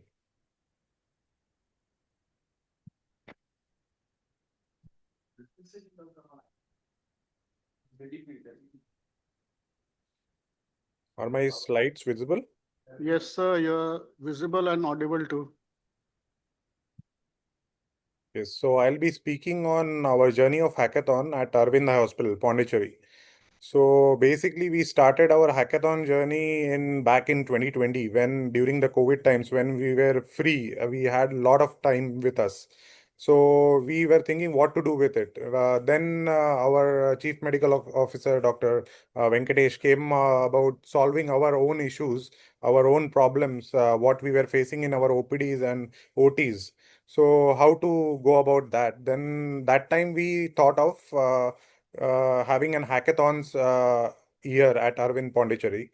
So hackathon generally is a engineering term where they are having hackathons in the engineering institutes every year. Each engineering institute will have their own hackathons where they come out with different solutions for different problems as such. So what exactly is a hackathon? It's a sprint-like event where people from different fields come together and work for a problem statement. It normally we work for 24 to 48 hours, coming up with some prototype or with ideations. So at our hackathons, we first start collecting the problem statement like around 6 months prior to the hackathon dates, and those problem statements are shortlisted.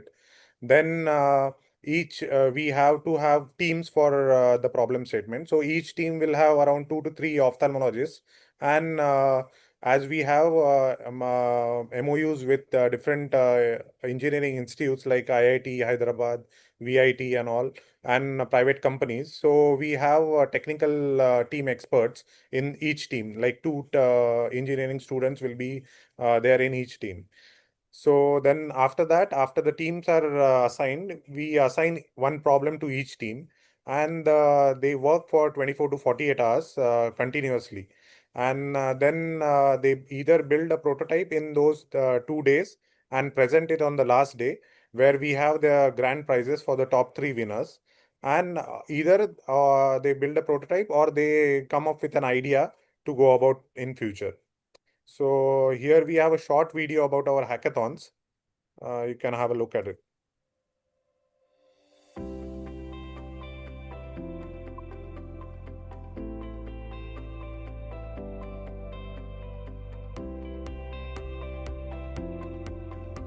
Ophthalmology is more than a linear path. It's a prism of endless possibilities where one can branch out into multiple dimensions. Merging medical and surgical aspects of healthcare with the latest technological advancement and working towards enabling the same can be a very fruitful pursuit.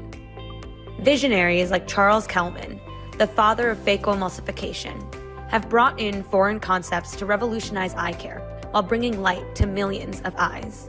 The first step would only be a poignant question: what if? Today, ophthalmologists are overworked and understaffed, caging their curiosity to provide quality eye care to the needy.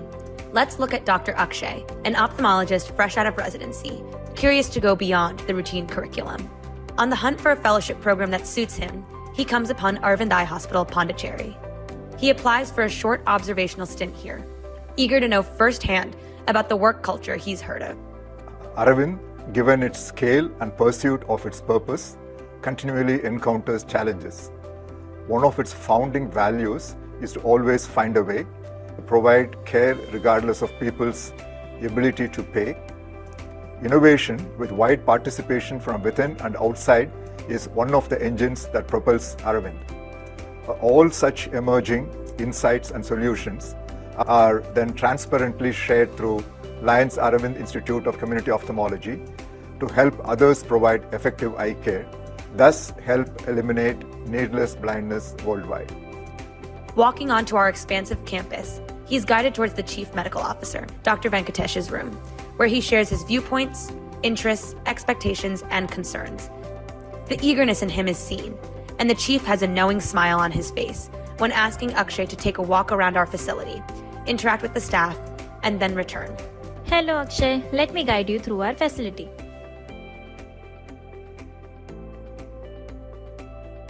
We have a double monitor system to reduce errors while connecting patient details. We have color-coded footprints along our halls guiding the patients to their respective clinics.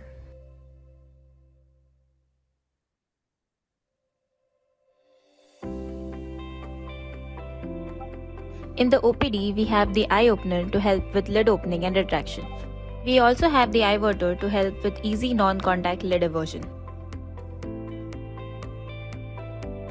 Our standing slit lamp helps improve posture and spinal health amongst our doctors.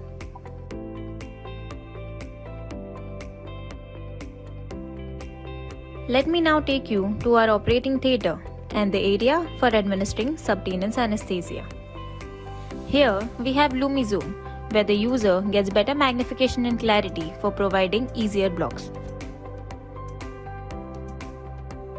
At our wet lab, we see SAFE, spring action apparatus for fixation of eyeballs to provide proper fixation of goat eyes during training. Where do you get all these ideas? Hackathon. Aravind Hackathon is where innovation meets purpose. At the heart of the Aravind Eye Care system, we believe in the transformative power of collaboration and creativity. This event brings together minds from various fields and skilled eye doctors to synergize ideas and tackle challenges in advancing patient care. Our culture of innovation has been a driving force throughout our history, propelling us to the forefront of eye care excellence. This hackathon is a testament to our commitment to pushing boundaries and finding innovative solutions. Together, we build a future where innovation is not just a concept, but a way of life for us. Akshay is enthralled by our institute's culture of innovation and lateral thinking, and has eagerly decided to enroll himself into the fellowship program. Dr. Venkatesh gladly welcomes him on board and suggests that he take part in the upcoming hackathon. Akshay chooses to take up an issue that is close to his heart since his early training days: how to enhance surgical training early in one's career. He envisions a program wherein a mentor can oversee the trainee's surgeries and hand movements, even remotely, and offer support whenever necessary.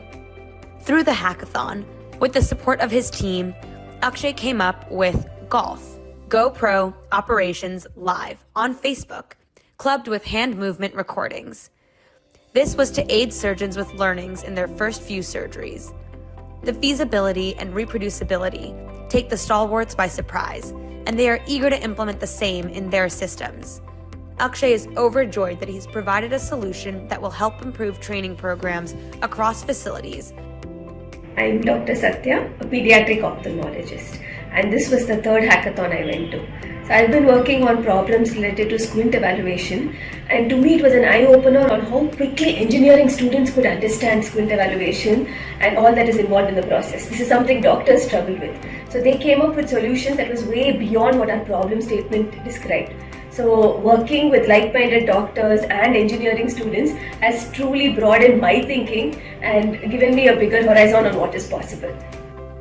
Here, we see a healthy culture of pursuing quality research with an inquisitive mind, looking at all available innovative opportunities. The system also helps bring ideas that cater to people in need through tech and product development support. A great example would be the saline load sensor, wherein entry segment phaco machines also have sensors to warn of saline levels, avoiding surges and intraoperative complications. Our sister concern, OroLab, has taken up the idea and has incorporated the same into their latest phaco machines to bring a higher standard of care to the deserving across the world. The XNIT method of scleral fixation of IOLs has also been developed at our center, with many iterations supported by the system and OroLab. We now have specialized XNIT kits available for commercial use, and the technique provides a secure and hassle-free way to ensure proper scleral fixation of lenses. Hi, I'm Sandal Kotawala. I'm founder and CEO at Alphalios Tech. We developed a virtual reality-based head-mount perimeter. So this is IVA, Intelligent Vision Analyzer. It's a VR-based head-mount perimeter that anyone can wear on the head and do the entire visual field test. Visual field test, which is typically done on big devices, can now be done on a VR-based perimeter.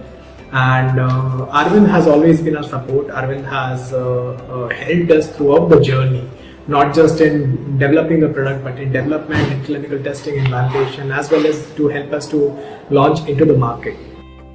Staying ahead of the tide and working with curious minds to develop solutions will further advance the field of ophthalmology while restoring sight to millions of eager eyes, waiting for that one bright ray of hope.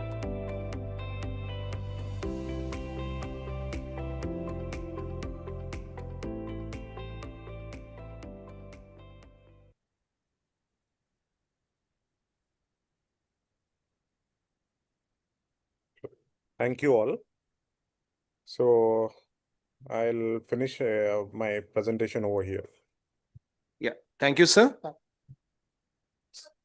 It's really good to know they are doing a very great job. It's hackathon. It's very nice to start. Thank you very much for sharing with us your experience. Most welcome. And this video was a AACRS Oscar Grand Prize winner and adding to our collection of other 8 Oscar awards previously. But great. Over to you, ma'am. Yeah. So we have reached the end of the prestigious innovator session hackathon. So we really enjoyed, and now my secretary is coming with the mark sheet.